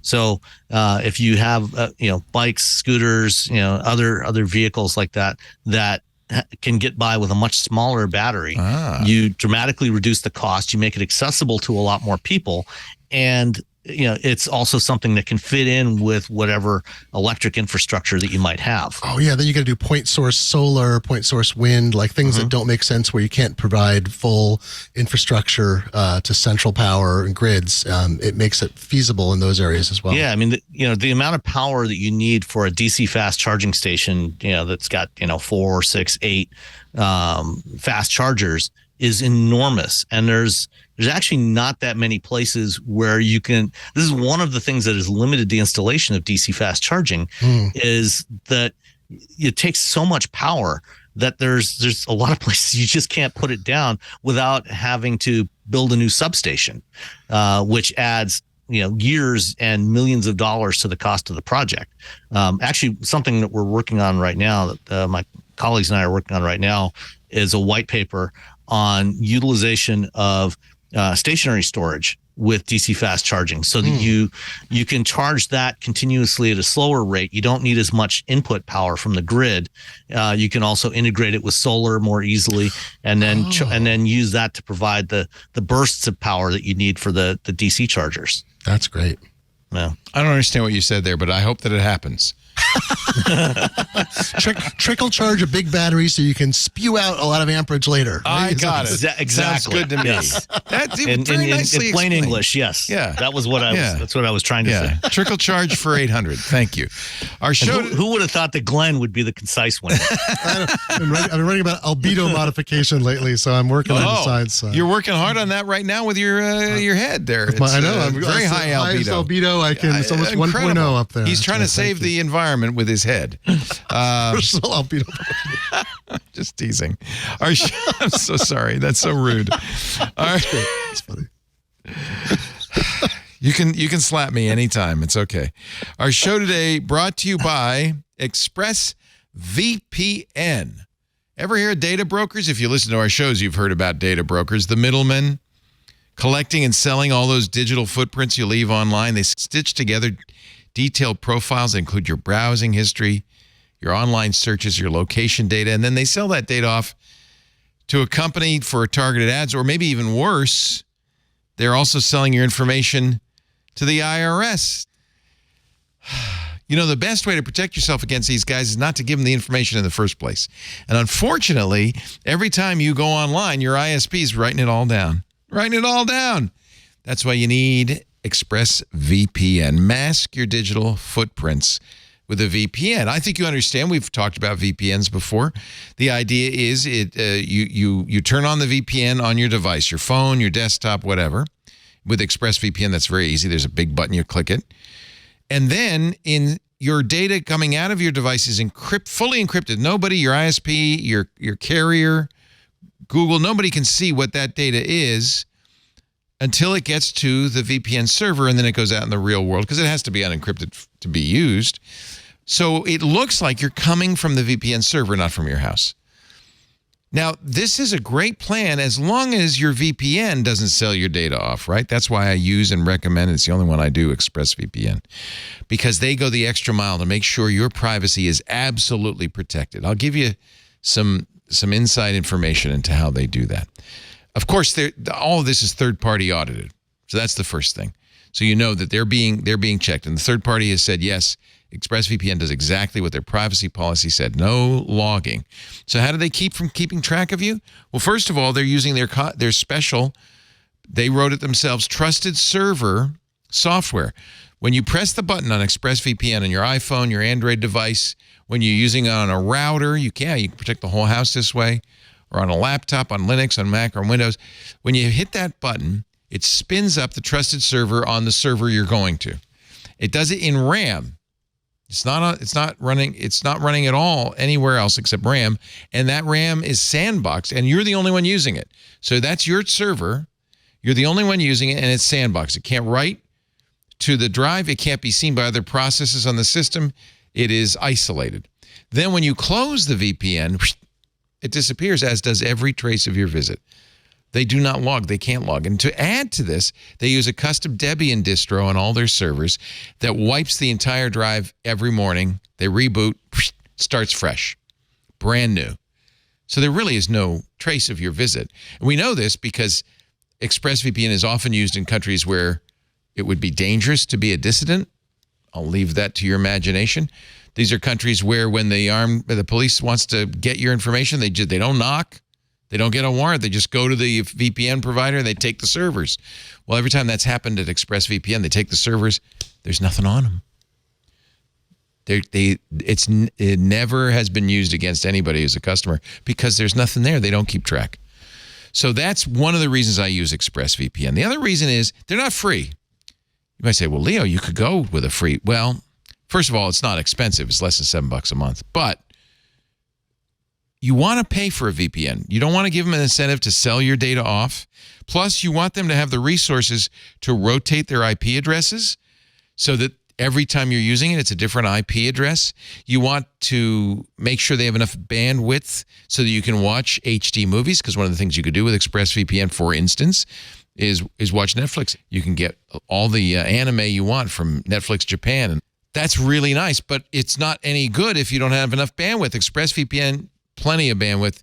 In fact, many's the time I've left it on by accident, or you run it in the whole house and nobody even notices. I've left it on for months by accident and nobody even notices because it's fast enough to watch HD video. So your traffic is encrypted, no logging, it's fast. They rotate their IP addresses. That's why I have ExpressVPN on all my devices. You should too. Your phone, your computer, even on the router. In fact, they sell really good routers in the ExpressVPN store, although there are other third-party routers you can put it on as well. Make sure your online activity and your data is protected with the best VPN money can buy. Keep your private stuff out of the hands of the bad guys. ExpressVPN.com/twit. You go there right now. Through my special link, you'll get 3 extra months free when you buy a 1-year package. That's what brings it down to less than $7 a month. EXPRESS, ExpressVPN.com/twit. We thank them so much for supporting us and for doing a great job. The #1 VPN, according to CNET and many other third-party reviewers, and certainly the only one I use. ExpressVPN.com/twit. Thank you, ExpressVPN. Thank you very much. I'm very excited that the new Apple TV update that came out last week will add support for VPNs in the App Store. I didn't know that. So I have to imagine that's cool. VPN will be there very quickly. I didn't know that. I use their the Fire Stick app all the time to and the Chromecast with Google TV also has support for VPNs. So I've used ExpressVPN on my Chromecast to reposition myself virtually. Yes, self-repositioning. Yes. Yeah, so I can watch things in other countries. Quippy in our Discord says, love ExpressVPN, use it at home all the time. And Joe says, VPNs are a great way to save on streaming subscriptions. But Joe said that, not me. Actually, all the streaming subscriptions are going up. I logged into Hulu yesterday. $17.99. Netflix is going to go up after the strike, according to the Wall Street Journal. Each of those bits, inflation means they're heavier, so they cost more to move. That's my economics understanding. It's a bit thing. I have been rigorous about when we're not watching something on any particular streaming service, just cancel it for a while until there's something. I feel like they're gonna get you. They got to close that loophole because you're exactly right. You just subscribe. I mean, unless they start requiring 1 year, 2 year contracts to get a specific price. Don't put it if past that's the them. case, then I just won't do it. Yeah. It's like I've got Max and Paramount Plus right now, and binging a lot of stuff, and then I'm gonna just turn them off. But I don't know. I got to think that their business model is the AOL model, is you forget you're paying for it, and you only realize it months later. Yeah, I think that's exactly what most people do. I just make sure that we cancel stuff from time to time.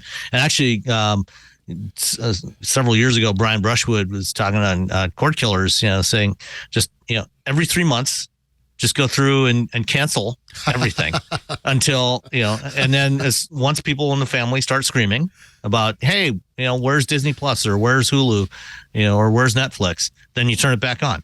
And if nobody complains about it, then just leave it. Or then you get the deal and they're like, hey, would you like to stay on Hulu for, $5 a month for the next 6 months? You're like, exactly. And then you forget about it 6 months later. Yeah. I turned off because I have Spotify, Amazon, everybody's musics.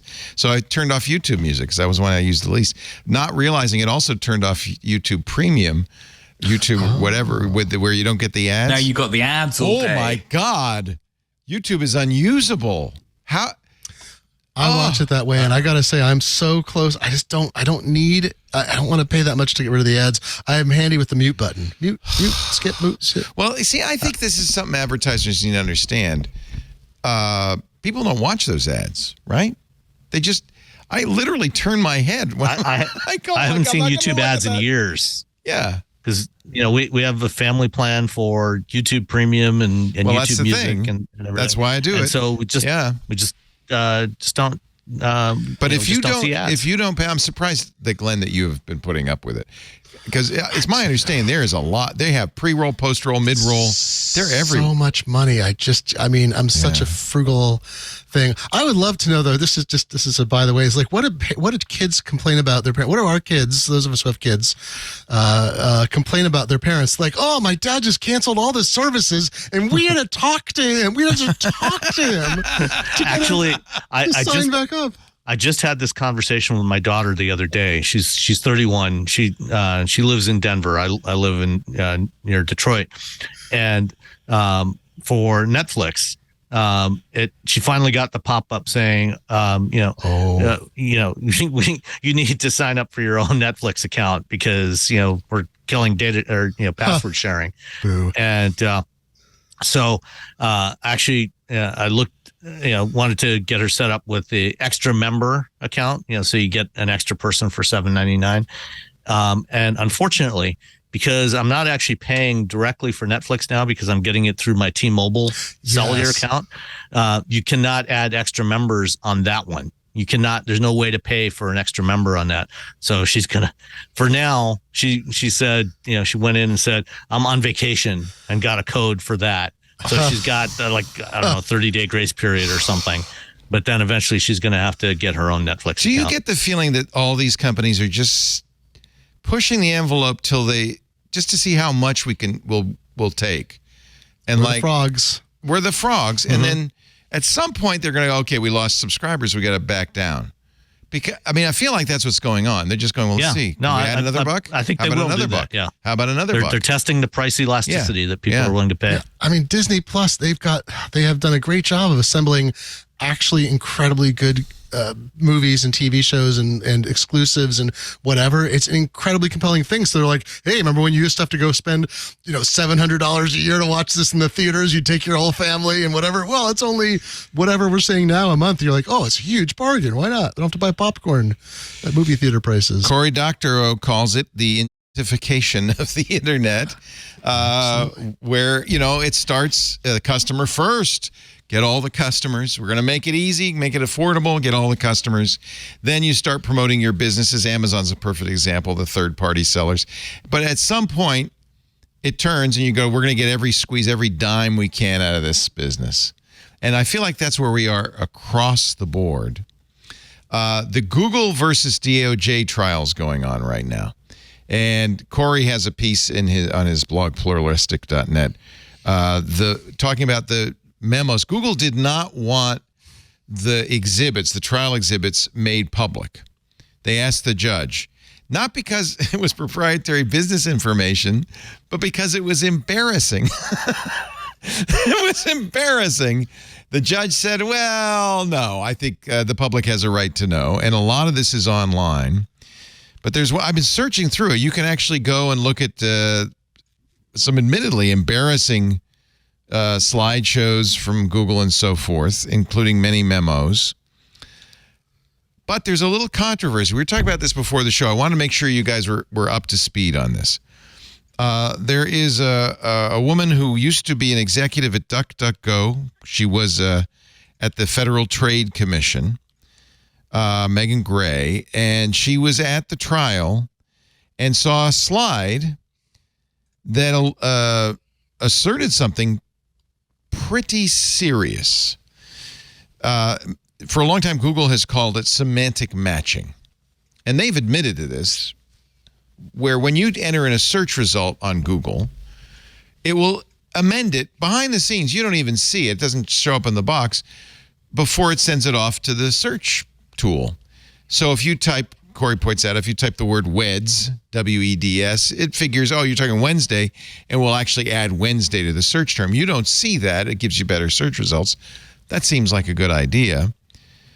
Megan wrote an editorial on Wired.com in which she said this slide finally admitted something many of us have thought for a long time, that Google is also adding advertisers' names to the search term, hidden behind the scenes. So when you do a query like children's clothing, Google secretly adds the brand name of a kid's clothing manufacturer to the query. This has two financial benefits to Google. One, you're going to see that advertiser's entry in the search results because you put the name in, except you didn't. Two, there's another side benefit. The way Google works, people buy negative with an ad auction. People might buy a competitor's name to make sure their ad goes next to the competitors. So it's, profit all around. Everybody, they get a lot more money and you get a lot more ads. So she says she saw this in the slide. Many people have suspected. Cory thought so too. Wired just pulled the story down, redacted it, with this note from Wired leadership. After careful review of the op-ed, how Google alters search queries to get at your wallet, and relevant material provided to us following its publication. Who do you think that material might have come from? Wired's editorial leadership has determined the story does not meet our standards. It has been removed. Now, I asked Cory, because Cory's referred to this article and he wrote about it. I asked Cory, and he said, he's just on Mastodon, he said, I'm told Megan is about to post more details. So I'd be very curious what the author of that op-ed thinks. Obviously, Condé Nast, the owners of Wired, didn't want to get sued for libel. We don't know if it happens. It wouldn't surprise me if it happens. To me, if it does, this is the smoking gun. I looked through all the trial materials. I could not find that slide. So it may have been redacted. It may not be yet on the website. But I couldn't find that slide. What do you guys think?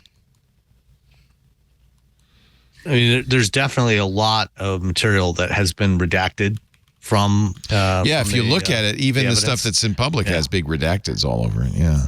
Right. So it's entirely possible that you may never find it, or at least not until after the trial's over. And I think Wired's got, Wired is a very credible organization. Of course, I think they've demonstrated their commitment to holding people's feet to the fire a bunch, but I find it is a little tricky because they're saying we removed this because it doesn't meet our editorial standards based on information we can't share with you, which I understand why you would both want to remove it and also state that, but then I feel like there has to be an obligation to the reader and the larger community that you say at a future point we'll be able to explain this further, which they're not offering. Maybe they can't, but it does seem to now look like, it looks like a conspiracy even if it doesn't, because it smells like a voice was silenced, even if the silencing was because information was unintentionally presented in a, I'm not suggesting this. It's not a retraction. It's not a retraction. If it's a retraction, they would say, we've received word from Google. They do not do this. It's not true. We're retracting it. It's not that. Editorial standards is weird. What was not so that's tricky. And then we have, of course, Danny Sullivan, formerly of Search Engine Watch for many, many years, joined the beast. He's inside Google and posts on X, Twitter as search liaison for Google. And, his response to this, without citing the Wired piece, which is no longer up, is essentially saying we don't do this. Says the editorial said, just flat out deletes queries and replaces them with one with monetized better. We don't. And he provided some information and links and so forth. And he's an incredibly credible chap before and after joining Google, but he's within a machine that spits out what it needs to. I would find it heartbreaking to ever discover that he was putting out something misleading. I would think he would quit rather than do that. There's a very strong possibility that he doesn't know the answer. So much of this is so buried deep within so many of the teams that work at Google. Google's products are so enormous now. And it's really hard to know, it's quite possible that one team is working on this while another has no idea or actively denies that it exists, right? They do that intentionally, right? Because Danny said, we don't, which is definitive, but then later it may be, it turns out there's an Area 51 that nobody except Sergey knows about, or Larry, and in fact, they were doing this. It was inserted into the code, and nobody else in the company was aware for plausible deniability. Yeah, but of course, it's also possible that we don't know what the slide was that Megan Gray saw. We might. Let me put this up, and you can add this. This is Adam Kovacevic, who used to work at Google. Says, I asked Google PR for a copy of the slide the Wired piece referred to. Here's what they sent. Advertisers benefit via closing recall gaps. Yeah, I couldn't remember the name of Nikolai Kidswear. Do we have any other context around this slide? Yeah, well, that's the problem. Yeah, because what I was getting at was that it may be that this was from the mountains of discovery material that they're presenting, this may have been part of a deck that they were presenting to advertisers that as an idea, here's something we could do. It's possible that they never actually implemented it or never deployed it. So, I'm not trying to, let Google off the hook here, but just trying to give some context that, this single slide out of all of this other data, it's out of context. So we don't know what the context was. Yeah. And you could see how Megan Gray might see this. And because it was long held belief, both at FTC and DuckDuckGo, that Google was doing this, that this confirmed, confirmation bias, something she already believed. Maybe it doesn't. So I'm not going to say for one way or the other. I do hope, though, that if this is the case, this will come out at trial. If it is the case, I think the FTC has a open and shut case against Google. Even in the original PageRank paper that Larry and Sergey published 23 years ago, it said, we can't sell ads because that would poison our well. It would poison the search results. It's clearly a conflict of interest that all of the revenue for Google search comes from advertisers. there's got to be, if they're not doing this, there must have been strong internal pressure to do this. And if they resisted, if they did not be evil, I hope that's the case. You can read Search Liaison Danny Sullivan's long rebuttal, although, as you said, he doesn't mention Wired or Megan Gray. I mean, Google, maybe we can all agree. I don't know if we can all agree on this. Google's search results are terrible. I can hardly find anything on the site anymore. I was trying to find the most technical thing. I needed to find a string time conversion function for Perl, and I'd forgotten how to use it.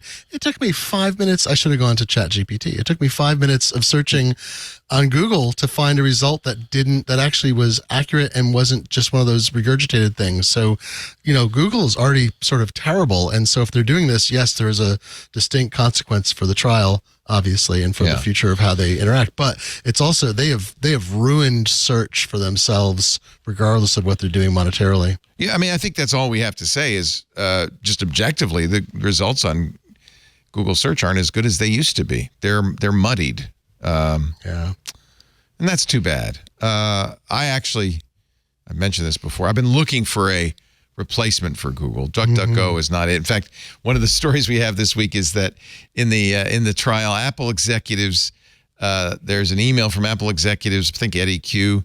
At one point, Apple considered using DuckDuckGo in private searches. As you know, Google pays Apple between $10 and $15 billion a year to make it the default search on Apple products in Safari.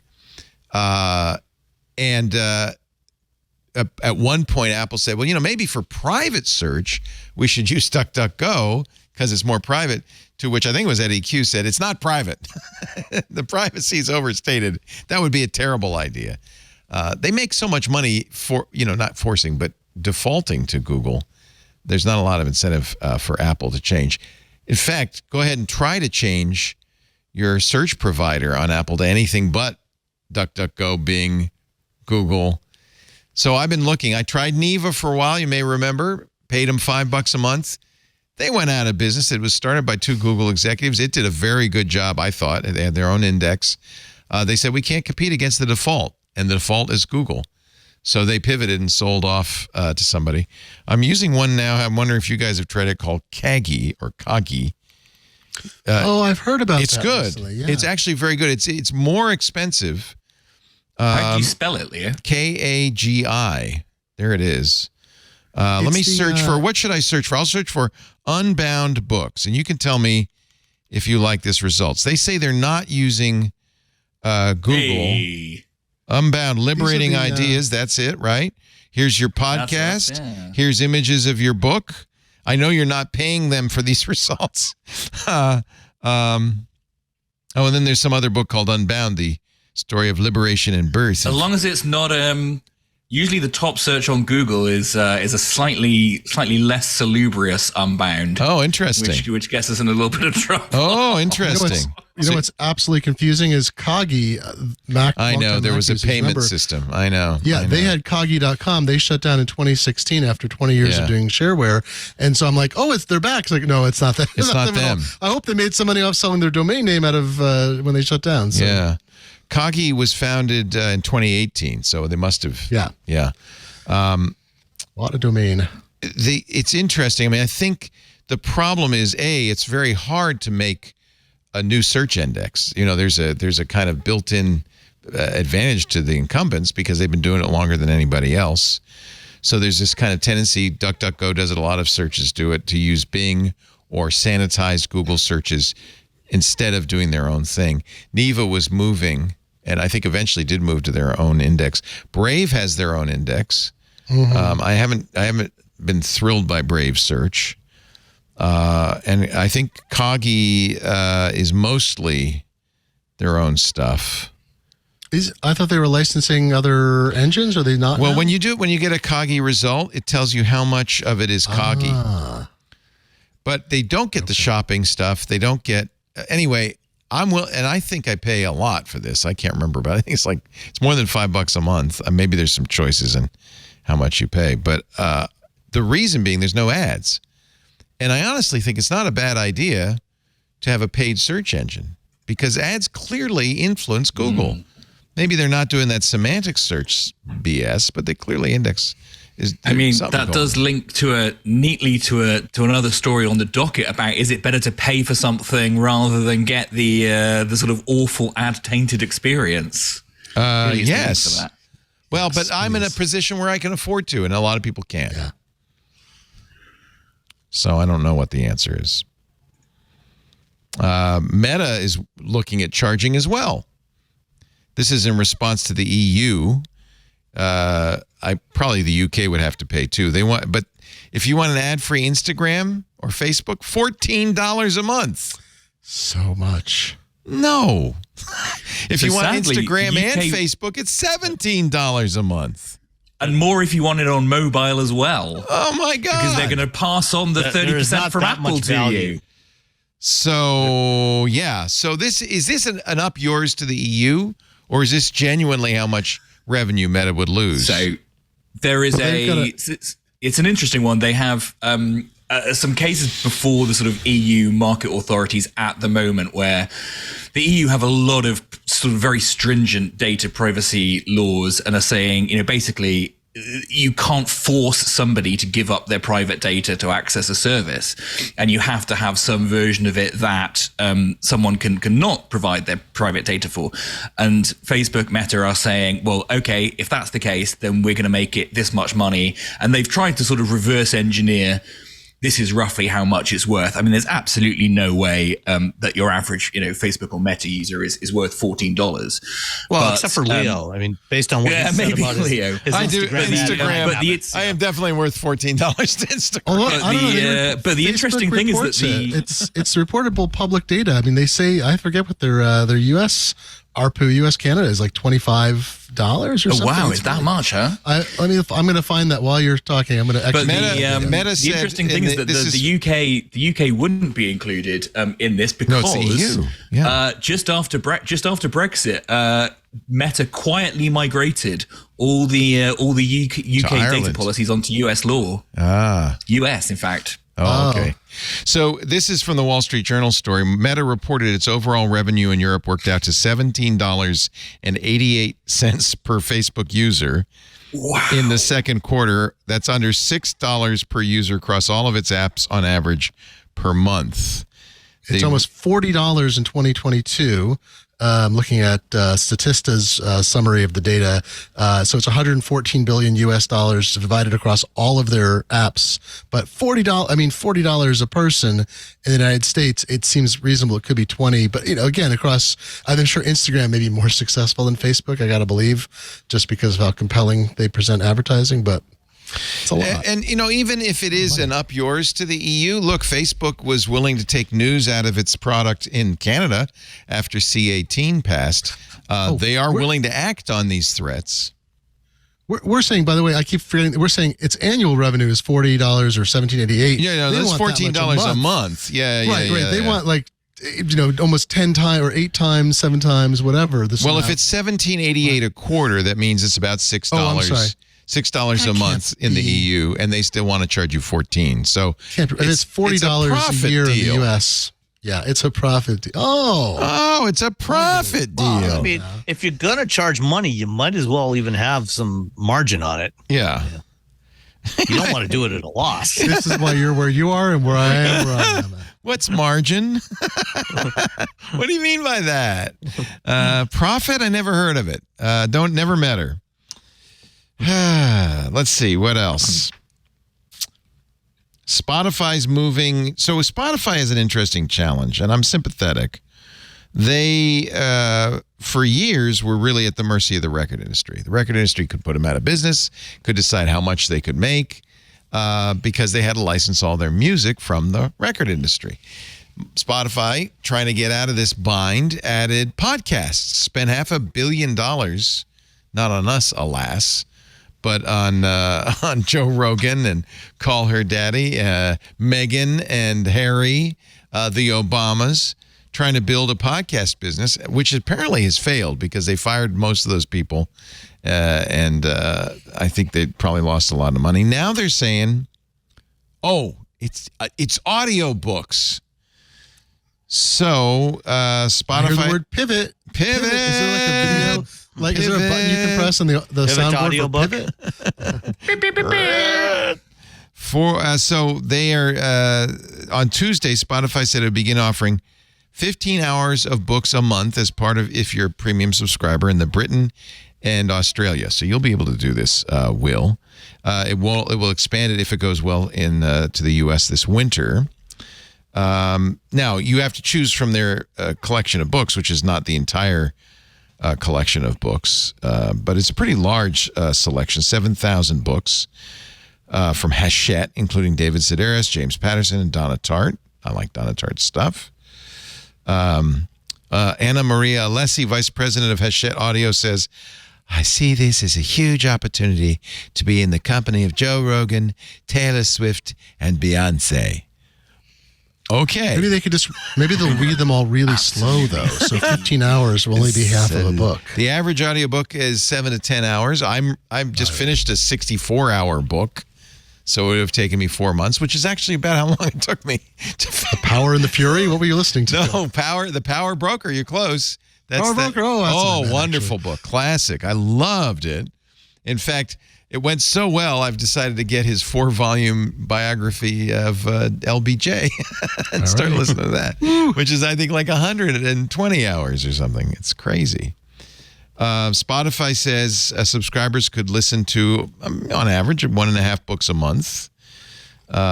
You can sample as many books as you want. Heavy users who want to listen to more will be able to pay $11 for an additional 10 hours. That still becomes, I think that's still less than Audible. I think I pay, I can't remember. Yeah, there's sort of Audible's what, $20 a month for 2 books? Yeah, and you get 2 books. Yeah, of any length, by the way. Power Broker was 1 book. So if you're doing it by the pound, it's a good deal. If you're a commuter, it always seems like a great deal to me. Or if you have like a gym routine or whatever, all those things. Yeah. Well, that's how I started using Audible. I had a long commute, and I read a lot of books. Since 2000, I've been It's fascinating, the Spotify approach to trying to work out what they can do differently. So the challenge that they've had is, the music industry, the catalog that they had, they built their business off the back of being the first people to have that big catalog of music industry stuff. But now, it's basically the same whether I go to Amazon or whether I go to Apple or whether I go to Spotify. It's all the same content. So Spotify is thinking, how do we both differentiate ourselves and lower the amount that we pay the record industry, which is why they went podcasts. I think they saw there was something in, spoken word content keeps people engaged. The problem that they've had with podcasts is that unless you literally buy every podcast, there are, the group of panelists here, we'll have a Venn diagram of stuff that we listen to where it all crosses over. But actually, we've all got, I'm sure, very separate interests. And it's really hard to build a comprehensive platform where, there's not like there are 4 big podcast networks you can go and do the deals with in the way that you can do for the 4 big music networks. However, there are those things in books. So I think they've sort of learned from podcasts, okay, spoken word stuff is really good. And actually the advantage here is we can go and license it all from just 4 or 5 big players rather than, all the multitude of podcasters that are out there. So it makes sense, but it's, whether it makes sense for the consumer is going to be an interesting one. And, wheel bearings, only 1 or 2% of wheel bearings listens come from Spotify. It's almost no one uses I don't know for our podcast. About for us. Do we know how much of our listeners are Spotify? Spotify, according to the the New York Times, has struck deals with the 5 biggest publishers in the U.S., as well as hundreds of others, including smaller companies and self-published authors. The catalog will be 150,000 titles to start. You can, in fact, go and get some Unbound titles on that I today. was going to ask you, so you have talked to them. All right. Go and hit Spotify. And there's a great book called I Could Read the Sky by Tim O'Grady, which is a wonderful sort of Irish novel. It's and read by the author. It's beautiful. I'm sure you have non-disclosure agreements, but there was a negotiation fair to you, or were they generous? Or? Well, it's generous is a strong term in anything digital, but I think the interesting thing for the publishing industry is we've been sort of at the behest of Audible forever. Way too dominant. I agree. Way too dominant. Yeah. To Audible at all. I mean, Amazon is obviously dominant in books, but at least there are other places you can go for books, whether it's Barnes and Noble or over here, Waterstones or whatever. In audiobooks, there really is nothing else. So I think, certainly the major publishers, those 5 major publishers they talked about, have always been hugely resistant to doing anything on a stream basis rather than a pay per book basis. But I think they've been roped into it because they're all sort of increasingly desperate to get anybody else in the game to provide a bit of a market with Audible. What do you think? Is there an audiobook to buying book chain? Like I thought there's always the 2 directions. If more people listen to audiobooks, they come to you and buy print books, ebooks. Have you seen that kind of that migration, or is there not enough data? Yeah, I mean, it's limited because you don't get a lot of data out of Audible. Oh, right, of course. So it's not like you can go and link it all back to your Amazon backend and see it all there. Ask somebody. Yeah, it's Did you? I mean, right, but then you get 1% of people actually. This is the big problem for movie makers too. Filmmakers, Netflix doesn't tell you, and this is one of the arguments in the SAG after strike. In the strike, we can't get residuals from these streaming companies because they don't give us the information. The Writers Guild. That's one of the things they got. Yeah. Go ahead, Glenn. In the contract. That's land breaking. No, go ahead. That's amazing. Yeah, one of the key things that they finally got in the Writers Guild contract is data about how many people are actually watching this stuff. And so it's going to be really interesting to see how that plays out, as well as actually getting residuals, I think, from resales or licensing of content to other services. Yeah, this was a good example of the industry had changed dramatically. The producers really hadn't responded to that change, which meant writers and actors were kind of, losing money. The old system of paying residuals for rebroadcast on network television, for example, just went away.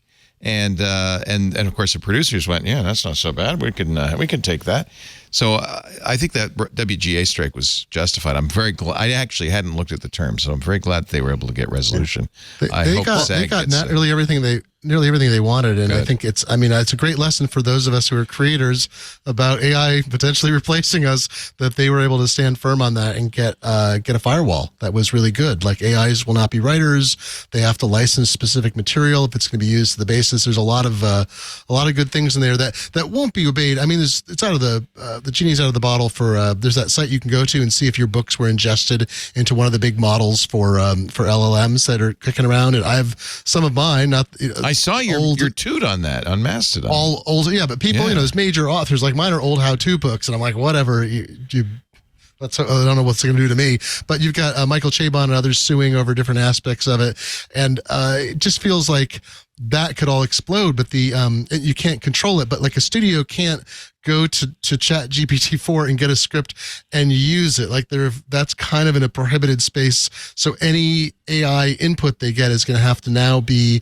moderated, at least in productions that are under the WGA rules, which is a lot of stuff that we see.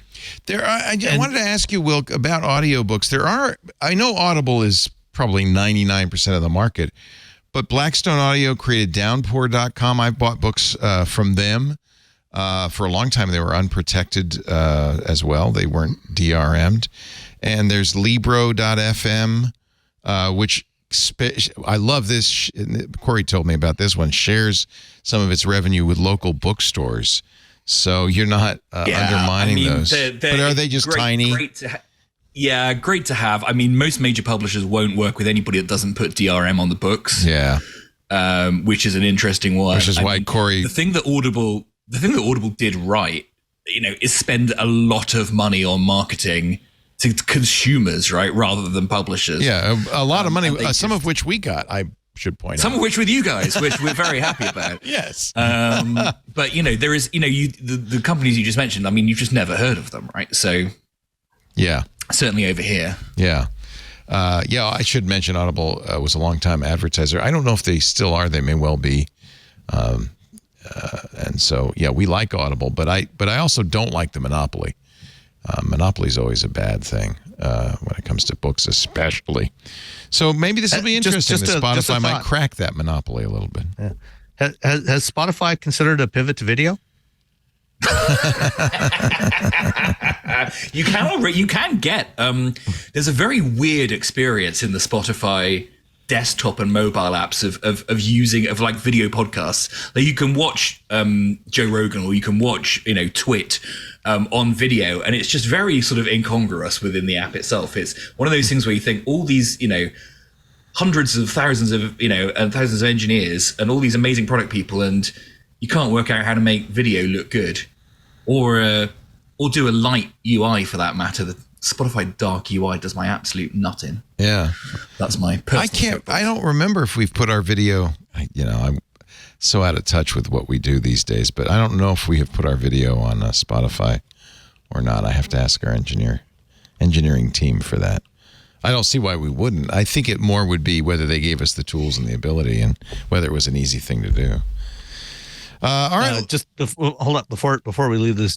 I pulled up the analytics for wheel bearings, and Spotify is number 11 among apps used to listen to the show at 1%. Wow. Google Podcasts 4%.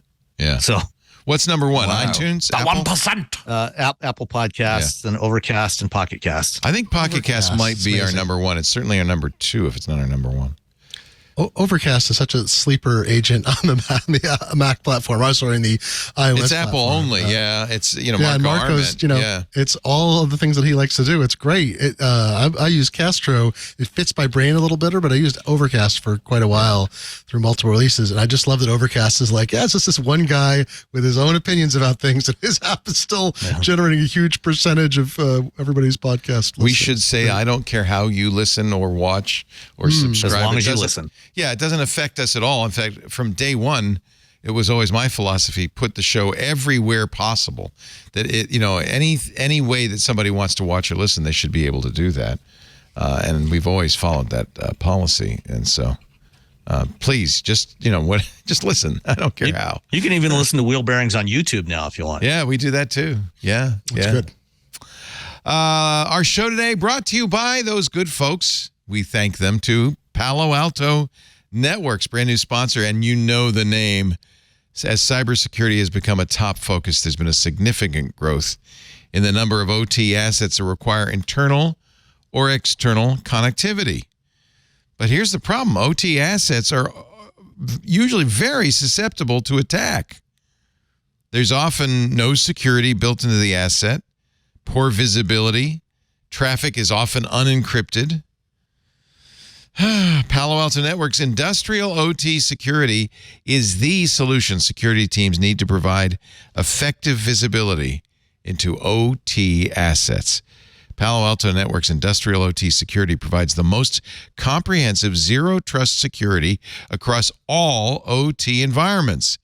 It is developed exclusively, specifically for industrial and manufacturing operations. Industrial OT security.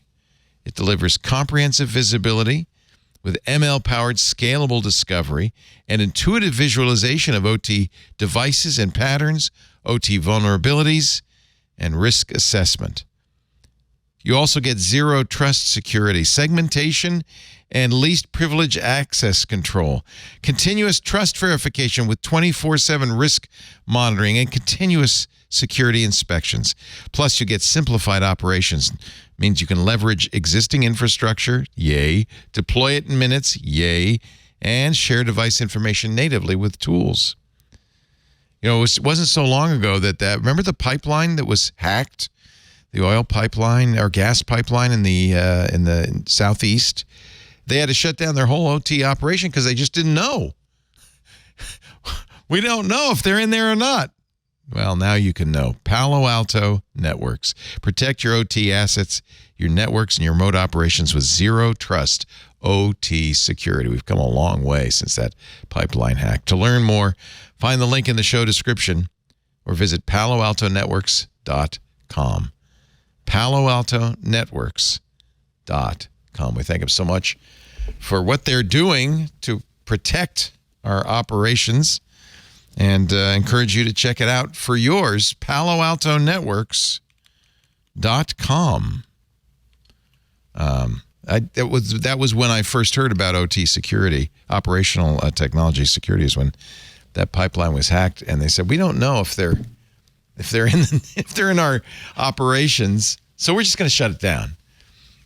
and it was shut down for some time. That was a kind of big eye opener in ransomware attacks. A lot of people will be terrified to know how much Windows 95 is still running in the world, and MS-DOS and the evil, horrible secrets of the past that still live with us. Yeah, Colonial Pipeline. That wasn't even that long. I think it was just 2 years ago. But a couple of years ago. Yeah, it was bad. That was when we started to think maybe our infrastructure is at risk. Oh, you think? What if barbed wire and chewing gum isn't enough? I was a little scared of this. Lisa said, hey, did you see that the Canadian FCC, the CRTC, wants to regulate podcasts? I said, what? No, they say we're not going to regulate podcasts. We're just taking a major step forward to modernize Canada's broadcasting framework. They are asking streaming services with revenues of $10 million or more to register with the Canadian government by the end of next month.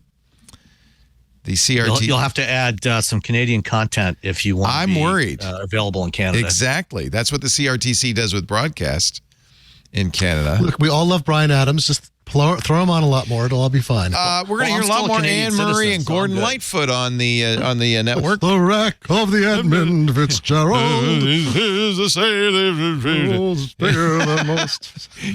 But then you got to pay the licensing for the music. You used to jet back and forth to Canada, Leo? Yeah, I did. I went to Canada 1 week every month for a long time doing. Really? So we were doing Canadian content. So people who aren't maybe familiar with this, the Canadian Radio, Television, and Telecommunications Commission, which is their FCC, has a requirement that there be a certain amount of Canadian content on all of their broadcasting, like a lot. And a limited amount, because they're worried the Americans are just going to come over and it's going to be Johnny Carson all the time. So when I would go up, after Tech TV, I went up and did Call for Help and then later Lab with Leo for Rogers, the big Canadian cable company. It was Canadian content because I was the only American. Everybody else was Canadian. And as long as I had Canadian co-hosts, I had to have 2, and Canadian employees, and it was shot in Canada and all that, it counted. And so they were very careful. When we brought Steve Gibson up, they said, well, he's not here. He's just a temporary. In fact, when you go through the border, they say, you're not making money up here, are you? I would say, if you saw my paycheck, you'd working for Rogers, no chance. Anyway, they say, no, we're not going to register podcasters. Online services that offer podcasts, this is from their own FAQ, must register. But individuals who use social media to share podcasts don't. Of course not. What? Online services that only provide video game services or audiobooks? No, you don't have to register. We are fortunately under 10 million a year. I never thought I'd say thank God for that. So we don't have to register. But that makes me really nervous that they are kind of saying, well, the first step is registration, right? Don't you only have to do that if you're, I see. So even if you're not Canadian, but your material is available in Canada? You have to, here's the criteria. Online streaming services that operate in Canada offer broadcasting content and earn $10 million or more. So okay. We're off the hook. Yeah. Good. Okay. But I know a lot of Canadian podcasters, and I think they're quite reasonably worried. Here in the U.S., the FCC only regulates our national airwaves, radio and television going through the air, as it should be. It doesn't regulate cable. That's why Netflix can have a show called Naked Dating. They don't regulate that stuff. But I would hate, and they certainly don't regulate podcasts. But I would, and by the way, there's no content on here. We bleep out bad words. John, our moral conscience, John Slanina, makes sure that nothing, salacious goes out over the air. But we don't do that because the FCC says we have to. We do it because we just want to make sure kids can watch and their parents don't get upset. But I would hate for the FCC to start weighing in on podcasts. That would be very bad, don't you think? This reminds me of when a friend in Alaska is a singer, Marion Call, and she had a new album come out, Christmas songs, and I put it on, and my then I think 7 or 8 year olds in the room, and it's like da da da da da da yippee ki yay motherfucker! Like, wait, what? No, that's not Christmassy. And I was like, wait a minute. And then I'm like, she actually warned me. I just didn't read the. It was from. Print in her album. It's from Die Hard, my friend. It's a quote. It's a quote. It is a It's tradition, a Christmas tradition in our house. Absolutely. In fact, there's a bar down the road that has it's an outdoor bar. We love it. We went there last year for our Christmas party. They redecorate the whole thing. All the waiters are dressed as Santas, and they have drinks that are suitable for the holiday. Like Santa got run over by a rum toddy. And they have one that was quite good, the Yippee-Ki-Yay Mother Bleeper cocktail. And we're looking forward to going back there. Yeah. Can't wait. Do they have there's the Die Hard, there's the Christmas ornament that you have to get with him, with the building and everything? No? All right. I don't have that. I'm just surprised Marion Call put out an album called Yippee-Ki-Yay. You know, in the thing it says explicit lyrics in the title track. I just didn't read. I just opened it up. She's great. She's a wonderful singer. I now want to buy it. I'm ready. Lovely voice, wonderful person. And she's the one who told me, I interviewed her once for a podcast about being a creative independent artist.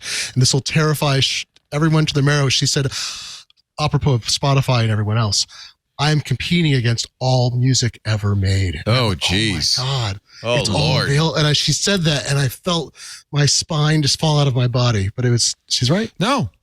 It's called the internet, and it's everywhere. I've found that out the other day. It's always the challenge of books, right? Is that every book is competing for shelf space against every other book ever produced. Yeah.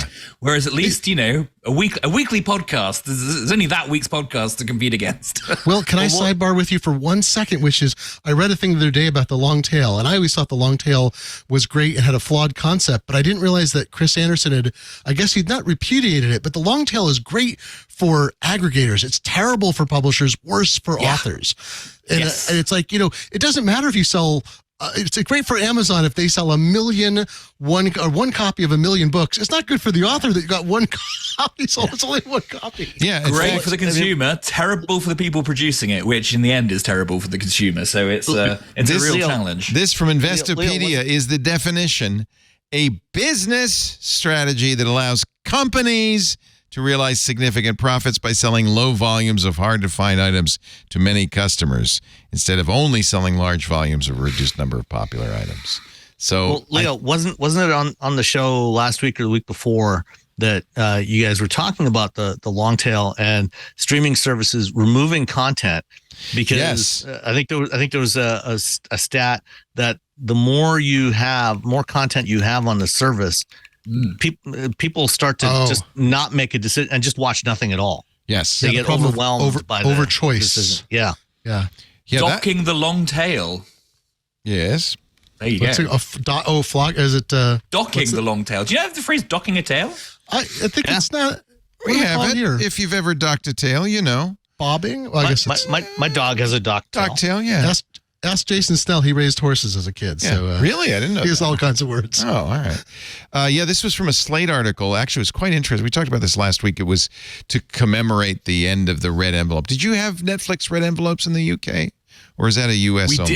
We did. We had they ended up buying. Somebody copied it over here. There's a company called Love Film that copied it, and I think either they got bought out or Amazon bought them. Anyway, we did it briefly. Yeah. Here's a great UK joke. No, you had red envelopes, but they wanted them to be blue again, so they changed them back. UK joke. Oh shit. Netflix, which used to have the long tail. It used to have pretty much every DVD ever made, and so you could get a very minor movie, but you could see it. Now is down to, they won't say, but according to this Slate article, fewer than 4,000 titles. But the study that you're talking about is kind of interesting. Let me see if I can find this part of the article. And even with that, we still can't find anything worth watching. Yeah, isn't that funny? Hey, we're going to get new TV soon, though. Okay, it's coming back. Well, it reminds me of the Bruce Springsteen song from the mid-'80s, 50 channels and nothing on. Yeah. Now we've got hundreds or thousands, and there's still nothing on. Let me see. I try to tell my kids we had 3 channels and PBS, and they're like, "You're lying." It's like dial telephones. What are you talking about? Surely there were other things. Like, nope. But that is such a good insight, which is, okay, this is a 2018 study. Researchers found increasing the number of available movies by a mere 1,000 titles decreased the market share occupied by the bottom 1%. The long tail titles, decreased them by 20%. So increasing 1,000 titles decreased the long tail by 20%. Faced with even more options, people just gave up entirely. When instead of 20,000 DVDs, you can choose from 50,000 or 100,000 or a million, what happens is demand for all movies goes down. This is from Wharton. This is the summary, right? Is people they believe they want infinite choice, but they want to be presented with a fraction of it so they don't have to make a choice from infinite choice. So it's your fault. Yeah, exactly. You asked for everything, so we gave you everything, and you didn't want everything. What did you ask for? That's a Steve Jobs thing too, right? As Steve Jobs says, I can't remember the exact quote. It was like, don't ask people what they want. They don't know what they want. No. Well, it's the Henry Ford thing. They want faster horses. Right. Yeah. Right. Better buggy whips. Yeah. Incorporated. Yeah. Let's see. Oh, this was a sad story from the Register. A 5-hour system interruption last month at the Veterans Affairs Medical Center in Kansas, Missouri. According to the U.S. government, regular weekday calls with the CIO, during which IT problems were reviewed, was caused by a cat jumping on the technician's keyboard. 100 people, contractors, vendors, and employees were on this call. One of the participants explained that while a technician was reviewing the configuration of a server cluster, their cat jumped on the keyboard and deleted it. Kurt Delbeni, Assistant Secretary for Information and Security at the Department of Veterans Affairs, is said to have responded on the call, "This is why I have a dog." And that's the incident report. I thought it was very amusing that they contacted the Kansas City medical affairs people for comment, and the system that they use is called the Veterans Health Information System Technology Architecture System. So it's Vista. And that's not the first time that Vista has caused huge outages. Strikes again. The Register says an installation guide provided by the VA makes it clear it would be no fun to deal with cat-edited configuration files. However, the VA did not confirm or deny the cat. He declined to comment, in fact. Schrodinger's... there's a joke in there somewhere. Schrodinger's keyboard cat. Schrodinger's server configuration. Wasn't there some company was talking about developing a algorithm that would recognize when a cat was typing and block the input? Brilliant. They should have had that. Feels like a Snopes. Snopes says, all right, never mind. They should have had that. We were mentioning Brave, by the way. Sad news for Brave, 9% layoffs of its workforce. Brave is one of the good guys, privacy-forward browser based on the Chromium project, so you get the benefits of using Chrome without the spyware built into Chrome. The company this is from TechCrunch, did not specify how many people were affected, but did corroborate it and said the decision was driven by a tough economic climate. Wow. Welcome to 2023. Yeah, a lot of that going around. There was the article yesterday that CD Projekt Red, who obviously make the hugely now newly popular Cyberpunk 2077 game, just laid off almost 10% of the workforce, 100 people in Poland. So there's another, plenty of it going around. I don't get it because Epic Games had a massive layoff, 830 jobs. This is the company, 16% of their workforce. This is the company that made so much money on Fortnite that their chairman, Tim Sweeney, got $7 billion in 1 year. So, see, this bugs me, these tech layoffs. It wasn't enough. $7 billion wasn't enough. Like, put a little aside and you can keep those 830 employees. The company just laid off the people that it could have paid for with its last stock buyback. Yeah, exactly. It's just a very that's a poor big look, isn't problem. Yeah, they instead taking the revenues and buying back stock instead of keeping employees. Sweeney wrote the company intends to sell Bandcamp as well. They bought that just last year. And spin off Super Awesome, Such which a is crazy a kid move, tech right? company. They bought it last year and now they're spinning it right back out again. It's like, does anybody do any forward planning? Yeah. No. He explains it by saying, we spent way more money than we earn. Wait. Is that how that? Hold on. That's a direct quote from Tim Sweeney. Phenomenal. Can I tell my boss that? I'm sorry we have a budget deficit. See. Discover the secret to business. Don't spend more money. I think, as far as I know, Fortnite still is a license to print money. I mean, there's printing money. Yeah. Just very bad structural decisions being taken. Wow. Maybe they should take a page from the book of Amazon and Google and just start messing with the results and things, doing stuff. Amazon is just take the numbers off the axes on the charts. There you go. Good. That's what Apple does. According Amazon started that. Did they really? Bezos chart. They were the first ones. The no label graphs. We've doubled in size.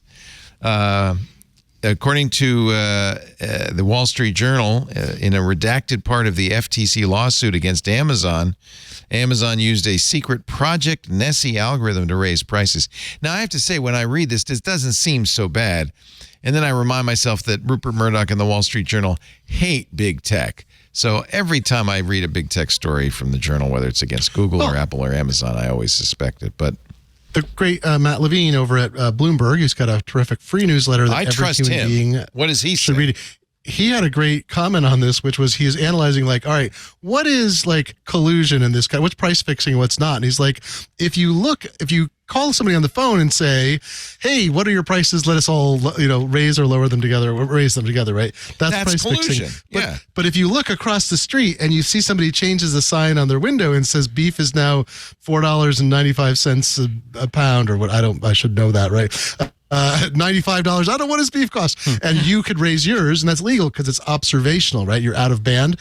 And it's always what Amazon did. That's kind of this weird question is can they, because they knew people were watching them and they made it into an algorithm, is it somehow price fixing in that? I'm actually really curious about that. There was an issue that came up years ago.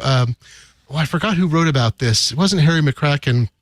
It was somebody discovered that certain weird books seemed to have extremely high prices. Like they were just sort of a random used book would cost $2,069. I see that all the time. And 15 cents. Yeah, this started like a decade ago. And the fact was there were third-party Amazon resellers who were looking at pricing to figure out what other books had sold. And they were in this sock'em rock'em robot situation.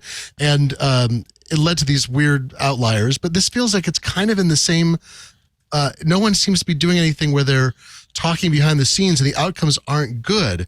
So is that actually illegal if you're raising prices because you're observing competitors? It feels like what Amazon's doing is what every grocery store in America just really fast does. They just do it fast.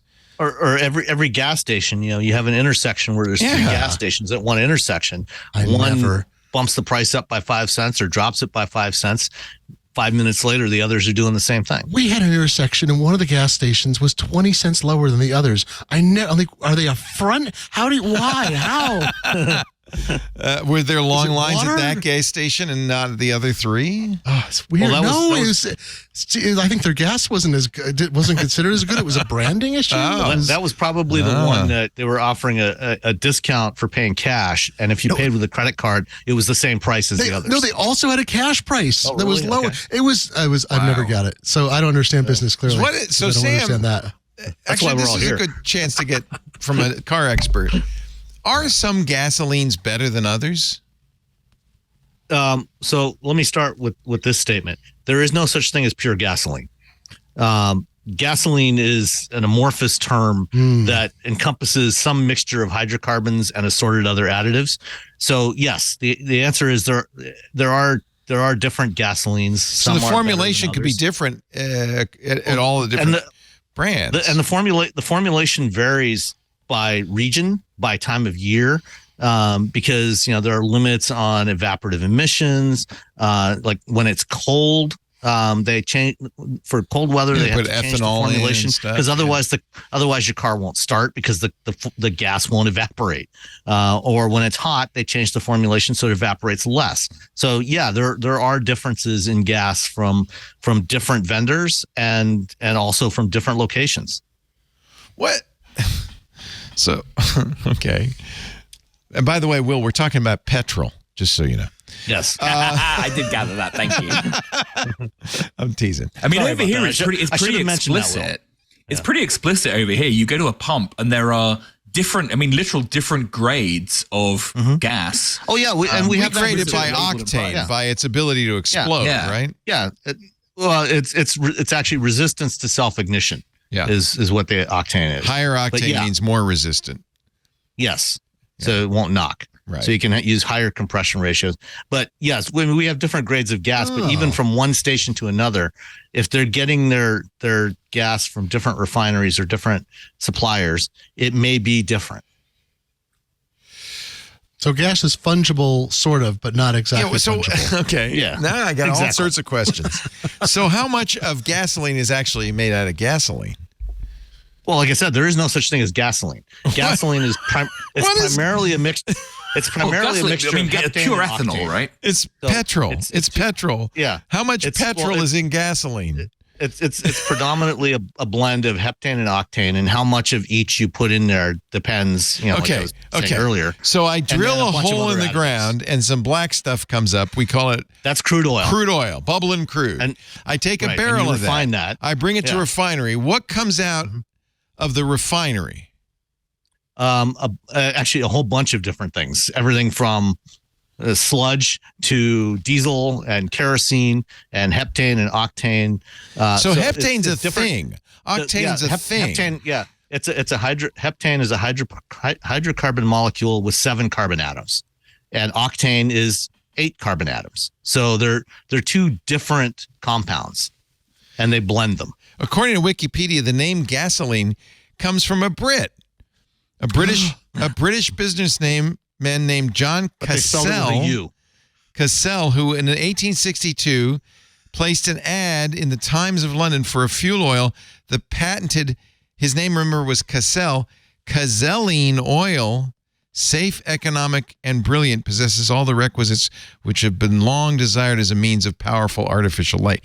Cazelline became gasoline and gasoline. So it comes from you guys. Did not know that. Yeah. Petrol comes from the word petroleum. Is there any oil in gasoline? Oh, yeah. No, I mean, it's What's mostly the oil product in gasoline? That's the heptane and octane? The heptane and octane primarily, and some other stuff. And then some of that goes in the food system to become things like like high fructose corn syrup and citric acid and whatever, all these things that are actually ultimately petroleum derived. And then if you think about it, all that stuff that A.G. Baer came up with is just coal tar derivatives. With coal tar is another byproduct of refinement. And they said, well, what can we make with this? How about aspirin? So what? Yeah. Coal tar, I think, when I think about it, well, it's a chemistry experiment. You've got some long chain carbon atoms, and you can, do stuff to them to turn it into some other compound, right? It's not acetylsalicylic acid. Yeah. I misspoke. We did that. Corn is where you get where they use citric acid as additive from. I don't know what I'm saying. Never mind. Gas. Sometimes we put corn ethanol into our gasoline. Right. Yes. And most U.S. gasoline is about 10% ethanol. Is that because of the corn lobby? Is that because of Archer Daniels Midland? Or is it actually good for you? That is part of it. There are some advantages because alcohol has an oxygen atom in there in an alcohol, because there's an oxygen hydrogen chain on there. And so the extra oxygen helps with combustion, and ethanol actually ethanol has a higher octane value than most gasoline. So it actually helps to raise the octane value of the gasoline without having to add more oil. So really, you're also putting this technically a renewable fuel, mixing that in there. So you're using less fossil fuel. For some reason, I thought a refinery took, up from the ground came a bubbling crude oil and took all the bad stuff out and produced this pure, clear thing that is oil, but it's really, we call it gasoline because you can burn it. But it's not that. It's another chemistry experiment. It's just like coal tar to aspirin. They just got all these long-chain hydrocarbons, and they do stuff with it. The refinery itself is, you can think of it, Richard Campbell has explained this very well, how it still works. It's basically a giant still. Mm-hmm. And you're taking off at various levels. You're taking off as you distill. You literally are distilling crude oil, and you're taking off a bunch of different compounds at various levels. Among them, heptane and octane, which are just long chain isomers, and propane and a bunch of other stuff. Yeah. All the anes. That makes a lot of sense. It's a pain in the ane. Insane in the ane. Insane in the membrane. The main. So how much? So it's silly to say how much gasoline is in gasoline because there is no such thing as gasoline. That's just a brand name. Essentially, yes. That everybody uses, but it's just a brand name. Yeah. This is my father was a petroleum geologist. I didn't know any of this stuff. I wish I listened to what my father said. I should have listened to Dad. He would have explained it. I'm sure he could explain this now. I should ask him. Well, there's another Douglas Adams jokes. I wish I listened to what my mother said. What did she say? I don't know. I didn't listen. So heptane gasoline's about 1% heptane. It's not a lot. There's a little bit of heptane is a solvent. It's, according to Wikipedia, used as an adhesive remover by stamp collectors. But so how much octane is in gasoline? Stamps.com. Yeah. That's the biggest component of gasoline is the octane. And then they like I said, they blend it with some heptane and a whole bunch of other things. A little bit of heptane. Like the ethanol and assorted other, there's some things that they add to help lubricate the valves and the. So when they say high octane, they mean that it is a higher percentage of octane in this gasoline. Not necessarily. It's so. I mean, 100 octane. So what they're doing is it's relative to the combustion characteristics of pure octane. Yeah, I understand that octane number. Pure octane. Yeah. Well, that doesn't relate it necessarily to the percentage of octane in the gasoline. That's just a number that reflects it. Right, because you can have something that has. You can have a gasoline that has less octane and more ethanol. And it can have the same octane rating as something that has less ethanol and more octane. Oh, I see. Of the 18 isomers of normal octane, which is C8H18, long chain carbohydrate. Right. The eight carbons, hence the octane. Yeah. Okay. And 18 hydrogens. Octane gets its name from the 2,2,4 trimethylpentane compound, which is highly resistant to auto ignition. Correct. And when I say auto, I don't mean automobile. No, just self-ignition. Blowing up by itself. This is really giving my organic chemistry. I tell you what, my brain is about to auto-ignite. I think this is very interesting, but I don't know. It is very interesting. I'm surprised I don't know it. I had to take organic chemistry 1, 2, and 3. It shows. Good work. I feel like we should know this. Like, we're going around saying, they take the bubbling crude, they turn it into gasoline, they throw away the sludge. But no, it's not that simple. No, they don't throw away the sludge. They use that to make aspirin in massive container ships. No, they burn that in container ships. Oh, all those ships going back. The bunker oil. Oh, yeah, that's the sludge. They're burning that for the giant. Why do they use bunker oil? Because bunker it's fuel? Cheap. Oh, because it's the stuff nobody else can use. It's like tar. Yeah. And then what? And diesel? What's diesel? Diesel is a couple of steps down from octane. I mean, it's actually also still predominantly octane. It's somewhere in between bunker fuel and gasoline. Is diesel? Yes. Yeah. And for next week's show, the reading assignment is the following chapters: pitch black and thick as molasses, bunker fuel.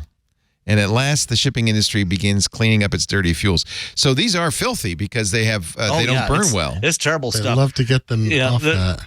a small handful of these giant container ships burning bunker fuel generate way more pollution, way more greenhouse gases, and all kinds of other nasty pollution than the entire fleet of ground vehicles in the United States. But I have to point out, like cruise ships also use bunker fuel. Yes. Yeah, this is like the methane thing. It's like if they're able to cap all the uncapped burning methane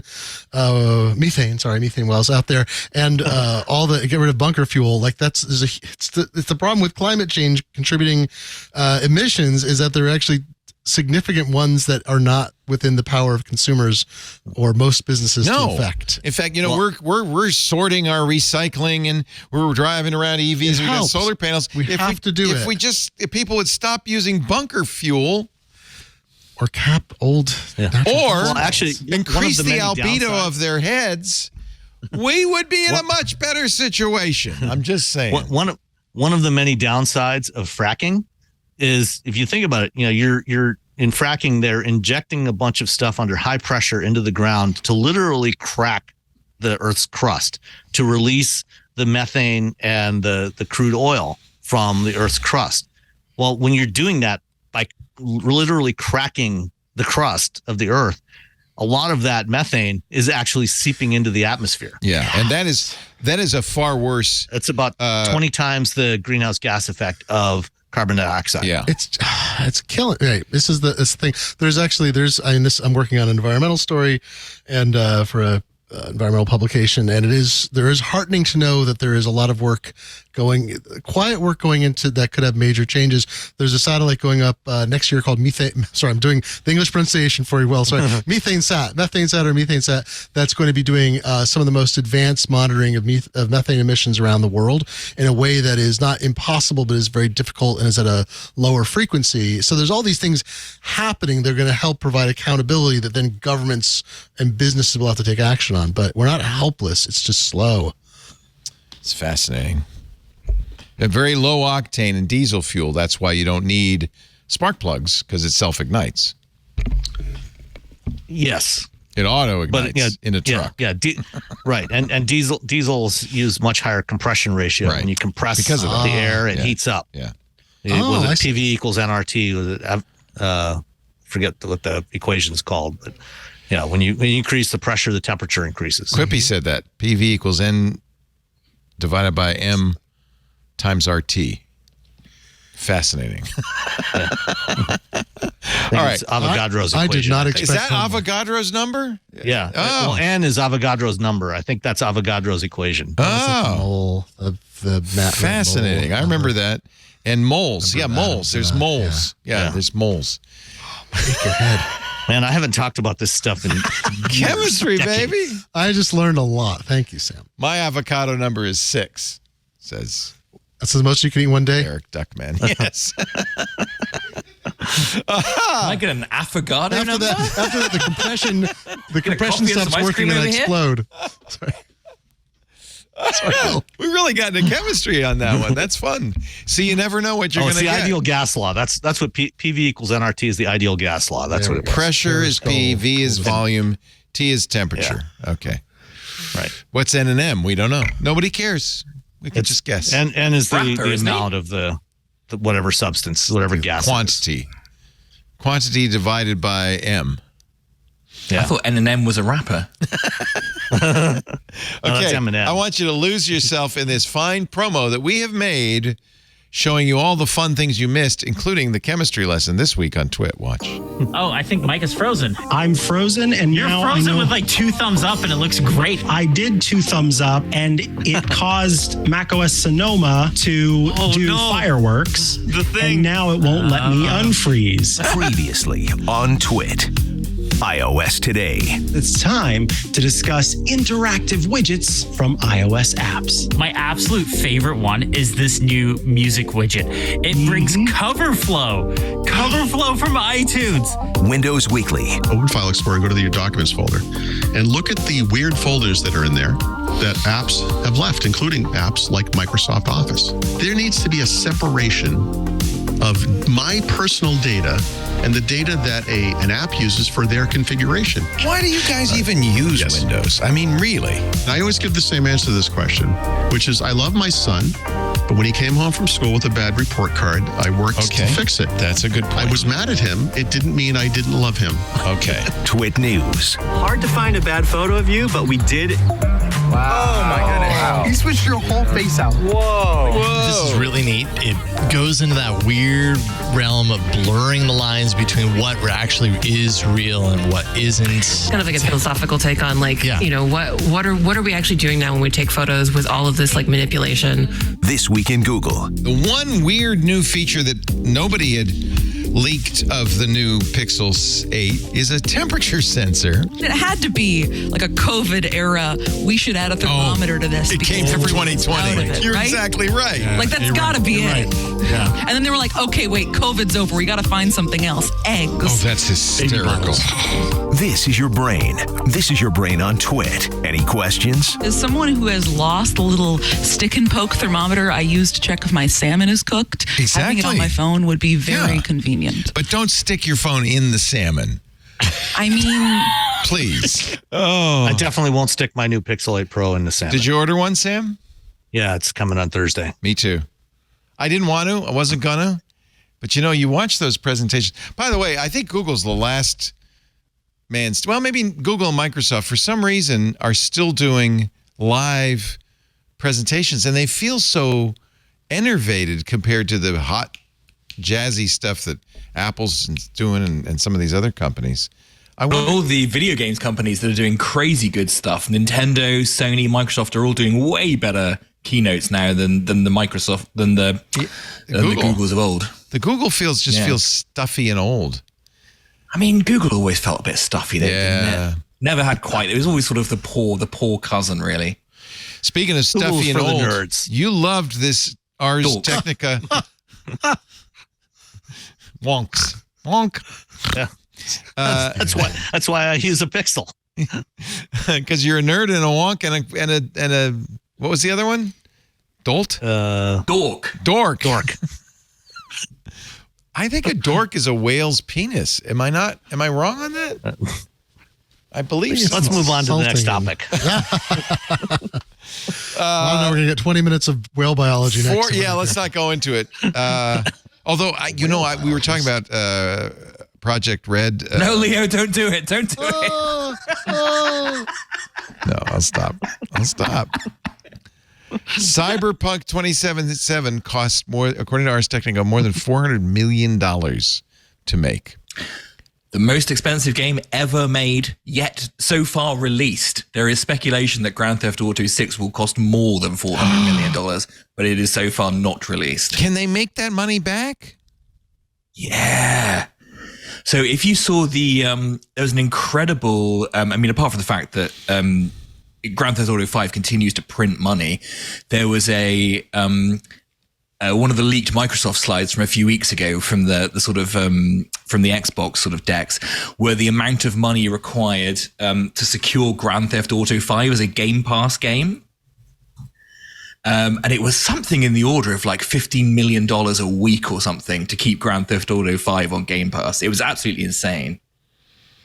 And the these 27 games really do make that amount of money. These Cyberpunk 2077 patches alone and the DLC, $120 million. Yeah. This is they reckon. I mean, just an example of how these games are made: $40 million to make the expansion, and $80 million to market it. So it's a 2-to-1 spend on marketing to actual development, and the development is hefty. Yeah. Unbelievable. And that's, by the way, they say why they're having to lay people off. For the 2021 year, the company reported just under $500 million in assets. So then they said, what the hell? Let's make a $400 million game. Yeesh. You also like this Ars Technica story about digital equipment. Are you a DEC fan? Yeah. What's the story there, Will? I mean, no, it just was a little bit near and dear to my heart. The, DEC, as it is known by the kids, was long shuttered after being bought by Compaq, unbelievably, back in, sort of the early 90s, mid-90s. Yeah, they started making PCs with the DEC brand. which was Digital weird. Equipment Corporation, and that was sort of like the server arm of Compaq for a long time. Right. And one of the weird quirks of my career has been before, in fact, just as I was meeting you, I think, Leo, about 15 or 16 years ago, I wrote the Wikipedia, or there's a Wikipedia entry, not on DEC or VAX, but on the guy that wrote the book on DEC and VAX. There's a guy called Terry Shannon, who is an old colleague of mine who was an incredible American veteran who sadly died way too early. And I had to learn the entirety of the sort of DEC and VAX history in order to write his Wikipedia and his obituary that ran in the Register, I think. And so it's incredible to see sort of 20 years later it being picked up by Ars Technica. And I thought, God, I never thought I'd have to read about DEC and VAX again. But for some reason, Ars Technica are sort of pillaging the Wikipedia archives and finding new stuff to write. It's an incredible company and an incredible history of how, a company that can be so key and so sort of, household name is a strong word. VAXs were dominant in the 70s as mini computers, and then just gone.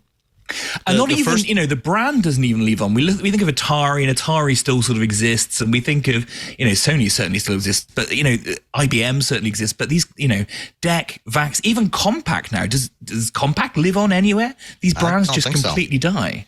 The first computer class. Go ahead. The first computer class I ever took in high school in 11th grade, we were writing Fortran programs using cards that we had to fill in the bubbles and run it on a PDP-11. Yeah. When I started working in 1984 at a radio station in San Francisco called KNBR, they were using a PDP to do their music playlists. And I had to load in big 8.5-inch floppies. And it was a PDP-10, maybe, I don't know. And I put it in there, close the thing. The head would go, bang. And then it would go, and it would generate a playlist. It was just, it wasn't connected. There was no internet at the time. It was just standalone. I don't know where it got its data from thing. And I was the music director, and I'd create these playlists. And I was so frustrated with it because we were by then in the age of PCs, certainly of Macs. Actually, it was 87. So Macs and PCs were both mature-ish. One day it stopped working. I never found out why. I never heard. Did somebody trip over the cord? But it's just such an interesting one. It caught my eye. And if anybody wants a little trip down memory lane, it's the Ars Technica write-up's a great read. And if you want a little bit more detail afterwards, go and read my biog of Terry Shannon, which I like to think is a good read. Yeah, it's still in Wikipedia. The author of this, Andy Patrizio, of this DEC story, does close it out with actually an interesting connection. It turns out there's a connection between Apple and digital equipment.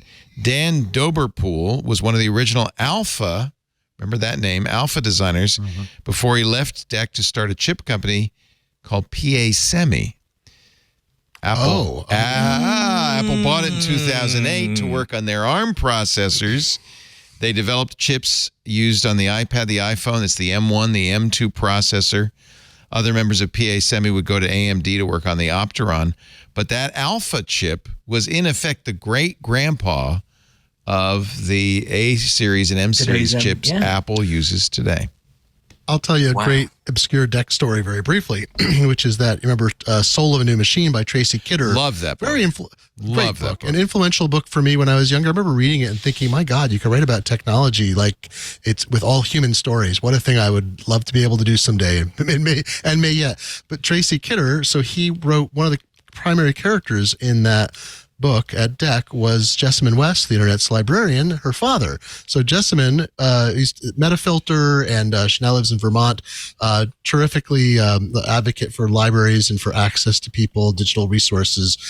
So she grew up with Tracy Kidder showing up from time to time, sleeping on the couch in the basement while he was there just shadowing people at DEC so he could write this book over, many years and caught them in a really critical moment. Just love that little old new connection. It was Data General, I think, that Oh, it's Data General, not Duck. It was in the. He was writing about it. Was It was in the Route 120 or Route 120 fleet, right? Part of those Massachusetts companies, absolutely down the road. Right. DEC was one of their competitors. Wang was a big competitor of theirs, right? And then they were starting a new microcomputer architecture or a mini computer architecture. Yeah, it's Data General, one of the classic early books of computer history, along with Stephen Levy's Hackers.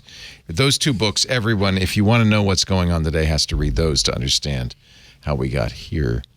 I don't know how we got here. It had something to do with whale pizzles and octane, but I'm glad we made it. That's all I can say. And what a journey. Yeah, what a journey. Thank you, Will Harris. It's so great to see you. Since episode 50 was the 1 year. Somebody found it. It was the 1 year anniversary. Episode 50 was it? Yeah, I was right. Yeah, it was our 1 year anniversary. In fact, I'll show you right now. I'll go to it. Let me see. It was not video in those days. So no, I called in from a hotel room in San Francisco, I think. Did you? Yeah, you used to come out here a lot more. Yeah, I was covering the Intel Developer Forum, and I think I called in and gave you a little update on it, and I think you ran it as a little segment on the show. One of the only sort of pre-recorded segments you've done in, I think, forever. Cool. That's really cool. I remember that very clearly. It's nice to reunite. Always good to be here. Thank you so much for having me and giving me a chance to plug 42, which I like to do at every opportunity. Oh, let's give it a big plug. This is a brand new book. Give it a plug. If you're a fan of The Hitchhiker's Guide to the Galaxy, you know Douglas Adams, its author. You love his work. Who doesn't? Well, when he passed away, he left a lot of papers in his office, and it has become an incredible book. I mean, you get to see the actual, papers. The wildly improbable ideas of Douglas Adams. Kevin John Davies did an amazing job of putting this together. His quote? It was, I love deadlines. I love the sound of them whizzing by my head. Am I getting that right? Yeah. He wrote the one that I use at the one I use at work most often is that time is an illusion, lunchtime doubly so. Partly this comes from the fact that he was writing for BBC Radio. He was writing Hitchhiker's Guide to the Galaxy pretty much as it was being produced. So he would rip the paper out and say, here. Incredible. And it was the best radio play of all time. Later became a novel and a movie, and his... I think legacy is well established by that and many other writings. Douglas Adams. 42 is the book. Unbound.com to order it. The wildly improbable ideas of Douglas Adams. And they have an ebook version as well. But I'm not going to order it because you said you mailed me one, so I'm gonna hold on. I have mailed you one. I can't wait to get chase down the postman pronto. Well, that's all right. That's all right. You sold one copy on this episode. I bought mine. It's on my way. I think you sold probably more than one. Thank you, Will. And I've of course, there's so many other great books too. This is I love what you're doing at Unbound. Of all the places you've founded, and you are a serial entrepreneur, this is the one I hope sticks. I really love this. I think you've done such a good job. So cool. The Ultimate Film Limerick Quiz Book, Jeff Kanata. Oh, Bobby Llewellyn. The Ghost Camera, a brilliant new Black Mirror-style sci-fi thriller from Robert Llewellyn. You got some good authors. Funny or Die, Joel Morris. The Paradox by Daniel Hart. Look at all this. You got so many more new books. 111? Is that possible? Oh, yeah, a lot of stuff on the side at the moment. Great. Lots of stuff to look at, yeah. I think you're going to get a knighting. I think the king's going to come along and we're going to be calling you Sir Will Harris any minute now. Unbelievable. This is great. Anytime now. Any day now, he'll be on the Venn diagram. Sam Abuelsamid, I love Wheel Bearings, the show you do with Nicole Wakelin and our good friend Roberto Baldwin, wheelbearings.media. You guys did a takeover of Twit a couple of months ago. That was a lot of fun. We'll get you back. Always good to hear from you. Sam also joins us monthly on Ask the Tech Guys. And I'd just like to give a little plug, if I may. I am going to be in South Korea, not this week, but the week after. I'll be doing a talk at the Daegu International Future Auto and Mobility Expo. So if you are there, make sure and you're listening to this, make sure you hit me up. or if you're in Seoul and you want to meet up, if you're in the mobility space, hit me up. And then the following week I will be in Tokyo for the Japan Mobility Show, which formerly known as the Tokyo Auto Show, so I may have some time available to meet up if you're in Japan, if you're in Tokyo. I should have asked you about these new Joby robo taxis or whatever they're calling them. That are basically drones. Urban air mobility vehicles. Is this the real deal? They're making them now. Well, they're going to make some. We'll see if they ever get FAA certified. And they can actually get them into service. Oh. That's still a big question. They claim they're very quiet. They're going to do electric aerial ride sharing in these. They're VTOLs, right? They take off vertically.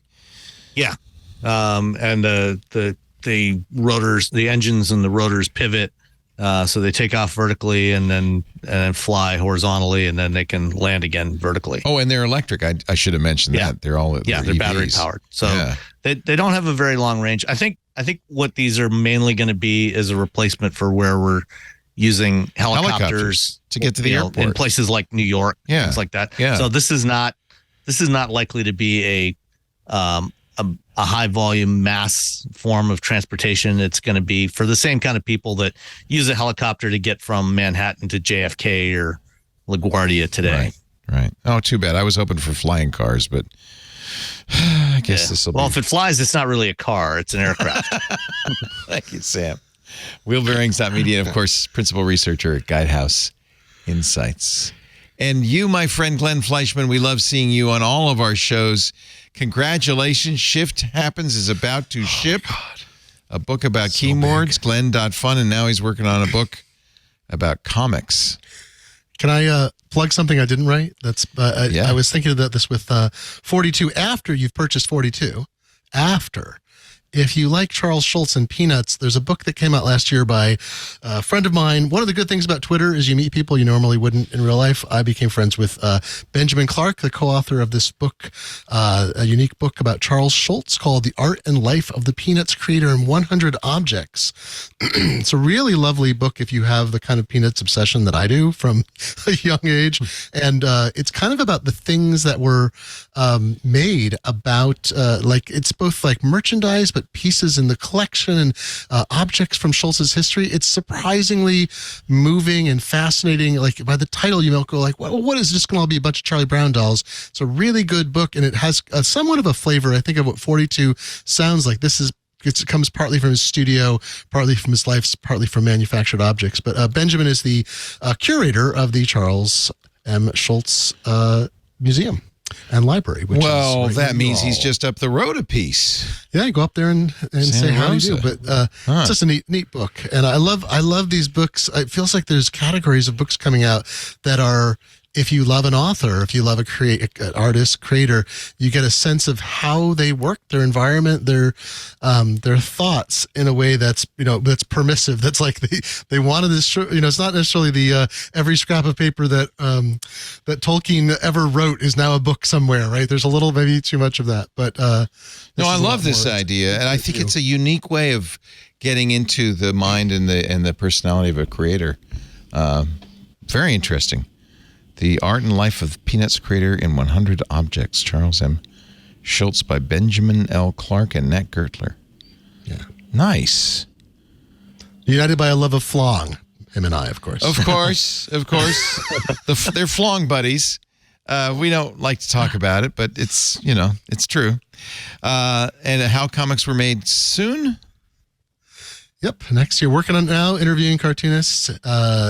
Interested in ideas, talking to people. I was talking to someone who used to work at an art store in Iowa City, and she was contemporary with artists like Burke Breathed there. I love him. So learn things, has artifacts. I'm trying to find weird stuff like some of the transparencies and separations and painted work that there's a cartoonist, Durf Backdorf, who wrote the book My Friend Dahmer, the graphic novel, and Kent State.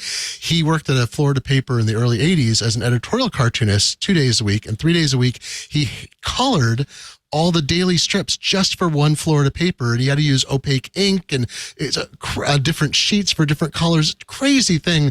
I'd love to reproduce some of that because it was part of the memory of what we had when we read comics. Is you would read Daily Colors, and some schmo was out there. Wasn't the artist coloring them. So some of the production aspects, and even I talked to Lynn Johnston. I even know like what brush or what inks and pens she was using for better or for worse, which ran for 50 years or 40 something years in its original form. It's a lot of fun. Nice. Look for the Kickstarter in February. We'll see you before then, I'm sure. Glenn joins us also on Mac Break Weekly on a regular basis. Thank you, Glenn. And thank you. He's on many of the other incomparable podcasts and the author of a bunch of Take Control books, all of which AI has now ingested and will be glad to regurgitate for free. So that's good news. Thank you, Glenn. Thank you. Thanks to all of you for being here. This was a fun show. We do Twit Sunday afternoons, 2 p.m. Pacific, 5 p.m. Eastern. We are still on summertime, so it's 2100 UTC. We will move to, I think, 2200 UTC the first Sunday after Halloween, whatever day that is, because we don't change our time until all the candy has been consumed from Halloween. Sorry, it's just a rule. I didn't make it up. It's just a rule. Saves energy. Saves energy. And the sugar, as we process the sugar, we generate heat. Yes, lots more sugar. How much octane in my candy? You can watch us do it live, live.twit.tv. There's also an audio stream if you're watching live. Get in that Discord there and chat with us live. Our live chat is part of one of many benefits of being a member of Club Twit. Club Twit's very important to us. You may have seen the stories. There was just one on The Verge about advertising and podcasting is just dying, and a lot of podcasting companies are going out of business, laying people off. We don't want to be one of them, and so the club is really important to us for keeping up what we're doing now and launching new shows. If you're not a member, check it out. Lots of benefits, including ad-free versions of all the shows, access to the Discord, and special shows we don't put out anywhere else. twit.tv/clubtwit. But I should say this show is available for free after the fact on the website, as with all our shows at twit.tv. You just have to listen to some ads. That's all. No big deal. You can also get a copy on YouTube where there's even more ads. Tech moves fast if you want to keep up with it. Oh, look at that. We got a little ad on the front page there at YouTube. Every week, I bring together Plus, the smartest people in technology. Turn me off. Deep into tech trends. Stop making noise, Leo. Innovations, and help you understand. John, you can't do it, can you? In today's technology. There we go. There we go. Yeah, we put trailers on the front pages of a lot of the shows now, so people who don't know what they're talking about, don't know what we're talking about, can see. You can also subscribe in your favorite podcast player, whether it's Pocket Casts or Overcast or Google Podcasts or even Spotify. But do subscribe. That way you'll get it automatically the minute it's available, and you won't have to ever think about it. You just know you've got a good copy of Twit ready to go. Thanks, everybody. Have a great week. I'm sorry to say, I now have to say goodbye. Another Twit is in the can. See you next time. Amazing.